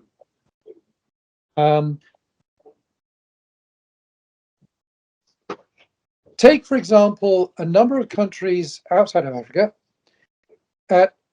In 1989, the Berlin Wall fell when the Soviet Union collapsed. One of the key countries that was in the middle of that mess was the Czech Republic. So the Czech Republic had been on the other side of the Berlin Wall. When it fell, its economy absolutely crashed because all of its exports to the rest of the Soviet Union crashed. It had no links to the West. It was in a dire state. The IMF was very, very heavily involved with managing that transition in the Czech Republic from this disaster case of the collapse of the Soviet Union through to what it is now as one of the premier leading economies of Europe in all regards. It's had an enormous rise in its real GDP per capita. It's very stable macroeconomically. It's running its own independent currency very well. It's got low inflation. Doesn't need to see the need to join. The question, is that an IMF success or is that a Czech Republic success? And the answer is it's both. When you have the IMF coming in, respecting a country's sovereignty and doing things well, you now have a team of the IMF working with the country, but where the country is strong enough, intellectually and otherwise, to stop the IMF overstepping the mark. So I would say a clear case where it's a success for both is the Czech Republic. There are other similar cases also from the fall of the Berlin Wall up in the Baltic states, Lithuania, Estonia, and Latvia. All three of them, but particularly perhaps Estonia, has done just remarkably well. It's now a member of the euro. Real GDP is very high, but it's very much a team effort of the IMF and the country authorities working alongside one another. So yes, there absolutely are. There's other kinds of IMF success cases. There are cases, for example, more narrowly, where, for example, countries have introduced something like, let's say, a new value-added tax. It's a very difficult thing to introduce a new value-added tax. There's not a simple job to do if you start from a sales tax. Many countries have relied heavily on IMF assistance to get that kind of job done. And in many of those cases, it's been done well. Okay. So yes, absolutely, there are cases where there are both aggregate things and the countries have done well along in partnership with the fund. There are also very clear cases where you can see individual reforms being pushed through with the IMF and having gone well. And one of the things you from the institute side need to be aware that this has happened. Success is possible, and to understand a bit about, well, how is it? Why did that work in that case, whereas, say, we in Kenya at the moment, or some other countries, seem to be having such difficulty making this thing work, and what needs to change, not only on our side, from the Kenyan side, but on the IMF side, to make this relationship go in a more profitable way for the country. So my question is, was the IMF new in 1944? And if it did not exist, would it have to be invented? Okay, thank you. Those are also key things you need to understand. In a very trivial sense, the IMF was new in 1944. It didn't exist before then on paper or anywhere else. But one of the things your president says quite often, and which is quite misleading about this, is he says, we reorganized the international monetary system in a month. In Bretton Woods in 1944, it's really not very hard to do. If they can do it in a month then, why can't we do it in a month now? And the reason that is misleading is that in the most fundamental sense, the IMF was not new in 1944. What happened in 1944 was, through the establishment of the IMF, as all major currencies tied themselves to the US dollar in a fixed peg, and the US agreed that its currency would be tied to gold. So that was the exchange arrangement that was established in the IMF in 1944. That, to all intents and purposes, simply re-established the gold standard. If you go back to the 1920s and prior to the First World War, currencies were not tied to the US dollar, they were all tied to gold. So all that happened when you set up the IMF in 1944 was, instead of the pound and all these other things and the yen and the franc and the Italian lira being tied to gold, they were tied to the dollar, which was tied to gold. So in fact, in that sense, there was very little that was new in the IMF. setting up the IMF in 1994, which was one reason why they could do it in a month. The second thing that was not news, if you look at the pre-IMF way that international monetary problems were addressed, and there were plenty of them. I mean, you think of the whole interwar period with the management of German debt, with the whole management of the Great Depression, so on and so forth. You look at the institutional arrangements that were set at that stage to manage those international monetary problems. What happened was that every 6 months or so, the key central bank governors from the Federal Reserve and the Bank of England and the Bank of Italy and France and so on would get together and meet and talk about them. And at those meetings, they would be representatives from each country's Ministry of Finance, from the Treasury or from other. And they would negotiate on a sort of informal basis as and when these problems arose. And that is how the whole interwar, the institutional arrangement, how the whole interwar debt problem got sorted out. It's how a whole bunch of the devaluations that happened in the early 1930s happened. Now, it was seen that this informal institutional arrangement of we get together as and when really didn't suffice. We ended up in the Great Depression. We ended up with all these problems, high inflation and so on and so forth. It didn't actually work. What the IMF as an institution does is formalize that. Twice a year at the annual meetings and the spring meetings, all of these characters get together and talk. And they talk about the international monetary problems that are going on. So you've formalized the process whereby the international community can discuss these things rather than everybody acting independently and jumping off a cliff from one another. So that form of consultation, however, merely formalized what had been happening rather less successfully in the preceding era. Okay. Now, since 1944, in fact, since the fall of the Bretton Woods system in essentially 1971, countries are no longer either tied to the US dollar or tied to gold. They freely float. But of course, that has produced a new set of monetary coordination problems. So the institutional arrangement of meeting twice a year at the IMF remains extremely useful, I would argue. So I would say that if the IMF did not exist, we most certainly would have to invent it, because there really are these big, complicated monetary problems in the world, which we cannot, as individual countries, sort out individually on our own. They have to be sorted out collectively. However, even having said that the IMF, if it did not exist, would have to be invented, doesn't mean that we should invent the IMF as it exists now. Doesn't mean this IMF is the one that we would invent. You may need to make quite significant changes to this IMF if we were, in fact, we would, if we were to invent it now.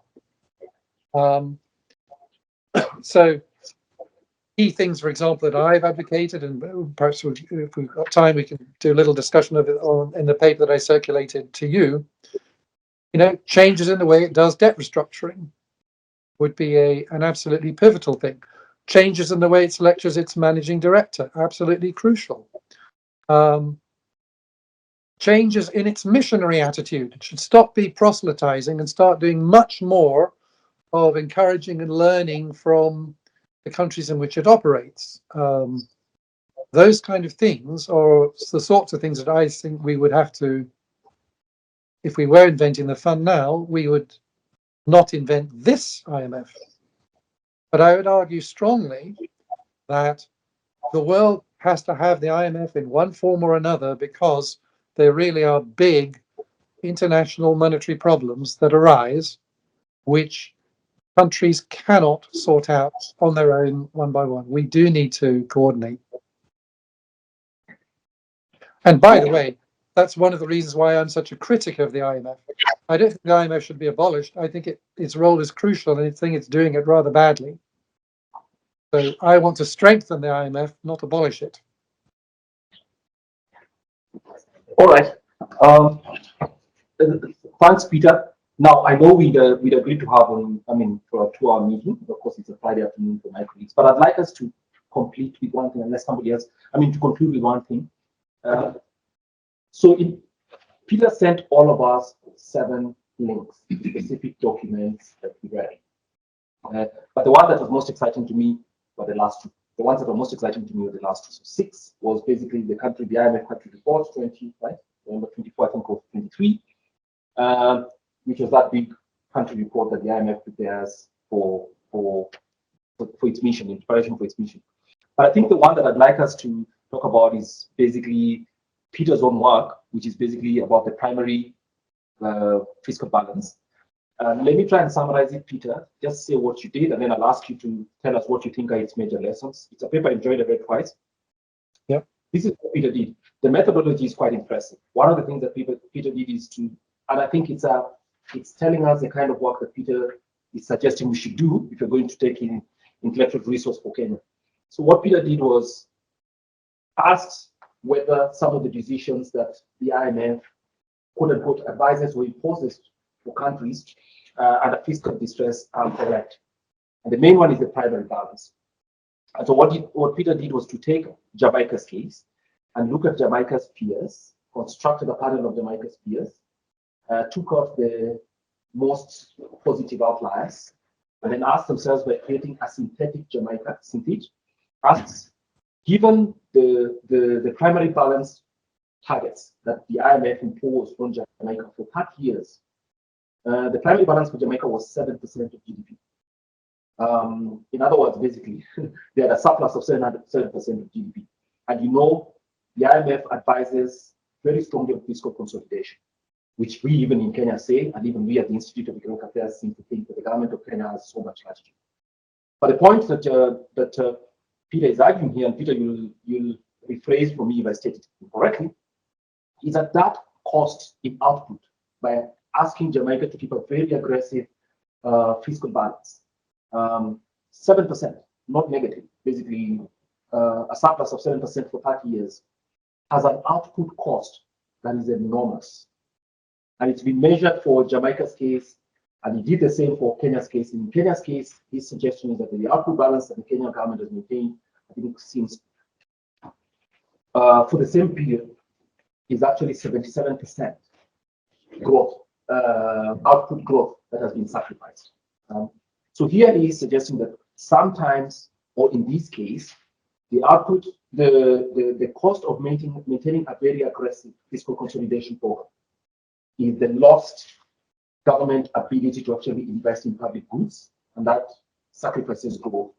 And Peter, I think this is an interesting paper because people in the treasury would be, especially governments in sub-Saharan Africa, let me just mention in our case, would take these papers advising them to actually keep fiscal deficits, right? They'd be more comfortable. So we should not be fiscal scolds, deficit scolds and all that.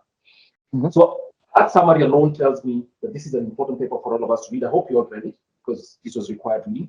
But Peter, could you please summarize for us and tell us what the main lessons of these are before we close? Because we've taken a little bit much more of your time, but at the same time we're running close to our closing hour.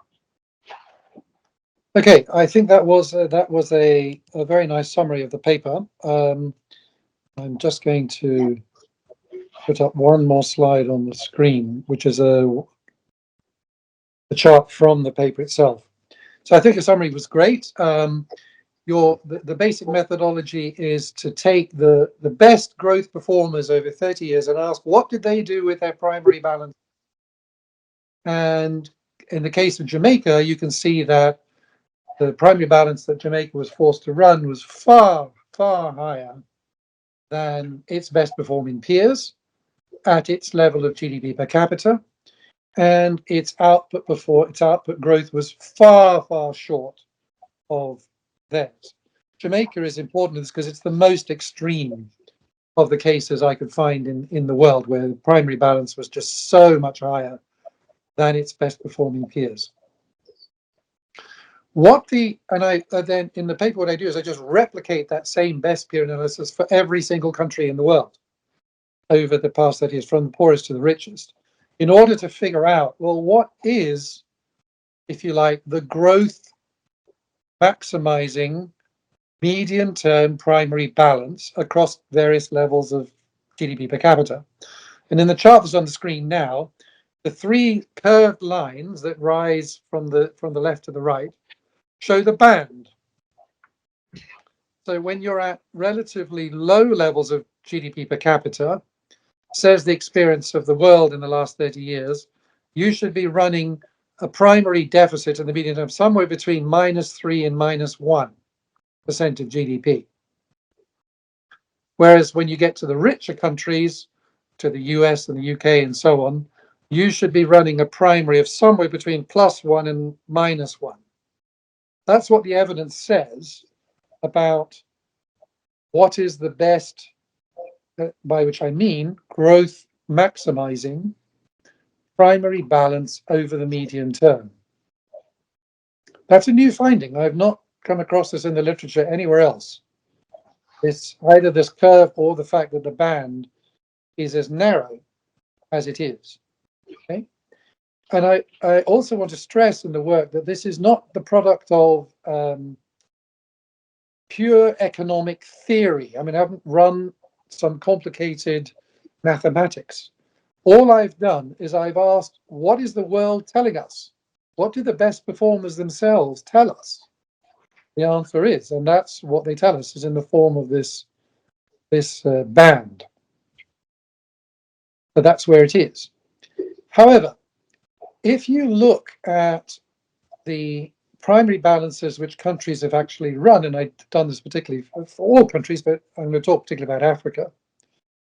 As I've told you at the beginning, one of the things the IMF does, it infantilizes you, says you all have to grow up and, you know, tighten your budgets and all of this stuff. Well, it turns out that most countries in Africa have been running over the medium term, that's over the last 30 years, primary balances considerably tighter than the best growth countries at their level of GDP per capita. African countries on the whole, far from being fiscal wastrels, are in fact having the opposite problem, which is that their fiscal is considerably too tight over the medium term. I'm not talking about from one year to the next. I'm talking about over the whole of the last 30 years on average. So this sort of general reputation that the IMF gives to Africa as being fiscally irresponsible and so on is simply not true. I mean, it's just simply false. Most African countries are running primary balances which are too strong, not too weak. There are some which ran them too weak. A good example is Ghana. And there are some others in Africa too. But for the most part, it's simply not true. So why are countries running these high primary surpluses in Africa? Because they're trying to pay debt, which was the job that Jamaica was trying to do too.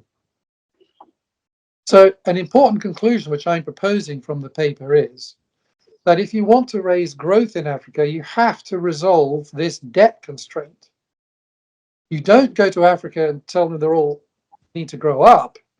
You need to go to Africa and say, these debt burdens are compromising growth. And the way in which you do the calculation, again, of how much debt relief should be given, is you use the measure of the growth maximizing primary that I've calculated here. And you plug that into your debt sustainability analysis. You say, the primary surplus in the medium term in my debt sustainability analysis cannot be bigger than, let's say, a deficit of 1. Given a deficit of 1 minus a deficit of 1, now how much debt can be sustained? The difference between actual debt and debt sustained is the amount that should be given in debt relief. Now, this is not only a continental agenda for Africa, it's a global agenda. This would radically change the way in which the IMF sets about figuring out how much debt relief an individual country should get. Okay, we don't ask how high can we drive the primary surplus in order to pay the current level of debt. We say how much debt relief is required in order to bring the primary within this target band. Okay, intellectually, you've turned the question on its head. So earlier in this discussion, when you asked about, well, what are the kinds of things which we can do to improve and criticize the structure of IMF debt sustainability analysis? Well, there's one set of questions you can say, well, are they actually doing the internal mathematics correctly? But what I'm saying here is that those exercises need to be subject to an upper bound for the assumption of the primary surplus that you plug in to a debt sustainability analysis. That is a case which I would like to see being made from within Africa and from within Africa's think tanks. And to give you the sort of more of an impulse, an input into this and get more fire in your bellies. Now I want to just talk about the chart that's on the screen now. The chart that's on the screen now, it's taken from the paper, and it shows you've got the band, this is showing what the optimal primary balance band is over the medium term. And all of the dots on this chart are individual countries in the world now, and it is the medium-term primary balance targets that the IMF is recommending right now in all of these countries, including in Kenya. The darkened spots that you can see, they've got light red spots, yes, and you can see the darkened ones. The darkened ones are the current IMF program cases, including yours. So where is Kenya? Which of these black dots is Kenya? Well, now I have to raise another point to draw your attention to. When I did this chart for Kenya, the IMF was proposing a medium-term primary target for 2028 for Kenya of 0.6% of GDP, right? So it's proposing that the IMF in your program has a medium-term primary balance target, which is well above this target band already. When I read the program review document that came out just in January, the one that I also took, the very first thing I did was go and see whether that target was still the same. And if you read that paper, all 200 pages of it carefully, you will find buried in there that they have increased your medium-term target from 0.6 to 1.6. So a target that was already too high, they've increased higher still in this last program review. That is, in all of the discussion I've seen in Kenya, I don't see all of it, of course, but all of the discussion I've seen in the media, nobody has pointed this out. If you like, the price of the augmentation, which to the program, which you got in this review of the program from the IMF, was a further increase in your medium-term primary target balance. And if you want to know why every single tax that you can see is going up, the housing levy, the charges for fees of this and that, the fees charged on visitors to Kenya for their visas, just everything, why VAT on petrol has gone up to 16, why all of those things that you are complaining about vigorously. Well, the answer is because the medium-term target has gone up from plus 0.6 to 1.6.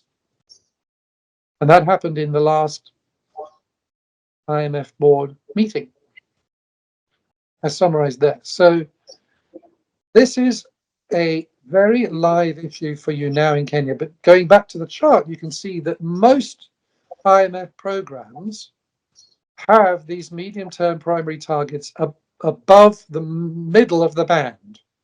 And a lot of them are above the band altogether. And the one which is highest, those ones up there, is of course Jamaica. Again, Jamaica just is punished for 30 years and going on now in this way. It is completely outrageous, the IMF treatment of Jamaica, and this is why. So that in a nutshell is the argument I'm making in the paper. In order to fix this problem, there needs to be, it's not something that can be done on a one country by country basis. As I said, there are these global issues which have to be set at the level of the IMF as a whole. This would require a very substantial change in the way the IMF does its work on debt sustainability. And that has quite a number of implications for the way in which the IMF operates. But the case for making this change is that the output costs of the present arrangements on fixing the amount of debt relief countries get are so costly in terms of output. By my calculations, if Jamaica had run a primary surplus, primary balance within the band since 1990, instead of this 7% primary surplus, its GDP per capita would be 3 times higher than it now is. I mean, just get that into your head. 3 times higher than it now is. That is the estimate of the output cost of these primary surpluses in Jamaica being run for 30 years. The output costs are enormous. They're not quite as high for other countries where the discrepancy between band and target is less, but they are very high and very common. I'm looking for support in Africa and elsewhere for this agenda of reform of the IMF practices. That's one of the reasons I'm talking to you. All right. So thanks a lot, Peter. And unless someone else has one final question related to this paper on Jamaica, please read it. It's a fantastic paper, but what impressed me most about it, the use of simulation, where you generate a synthetic country, which you call a synthetic, based on what the other average aggregates are. It's a fascinating insights that come from that. And I think that kind of innovation in the application of applied economics and policy analysis that we do is a welcome. Peter, we'll definitely come back to you for some argument, for some discussion around the paper itself. I'd like my colleagues to actually understand what the paper really says. The methodology is novel, and its conclusions are very, very compelling. Right? So I'll ask my colleague, Maureen, who's been communicating with you and I, to give the vote of thanks. And then after that, we'll close and wish my colleagues a fine weekend. And Peter will speak next week again. Yes. Okay. Okay. Hey everyone, I'd like to express, I'd like to say thank you to Peter for the presentation. It has been quite insightful. You've taken us through understanding the IMF institution, all the way from how Kenya needs the IMF, especially in paying the Eurobond debt that's due soon. You've also taken us through the role of CSOs in dealing with the IMF and the analytical based assessment of the IMF. And you've answered a couple of questions and made it clear for every one of us to understand the IMF. And I'd also like to say thank you to those who've joined us virtually and the AS staff who have spend their time in this room to understand this presentation. It was quite an excellent presentation, and I believe everyone in this room and those who've joined us online agree that it has been quite an insightful presentation. And yeah, if we have any more questions regarding the paper and the presentations, we'll forward them to you. And thank you so much for taking your time to take us through this. Thank you. Thank you. Okay. Right. Bye. Okay. You're very welcome. I look forward to consulting with you more. Thank you. Thank you. So For those who attended the University IU,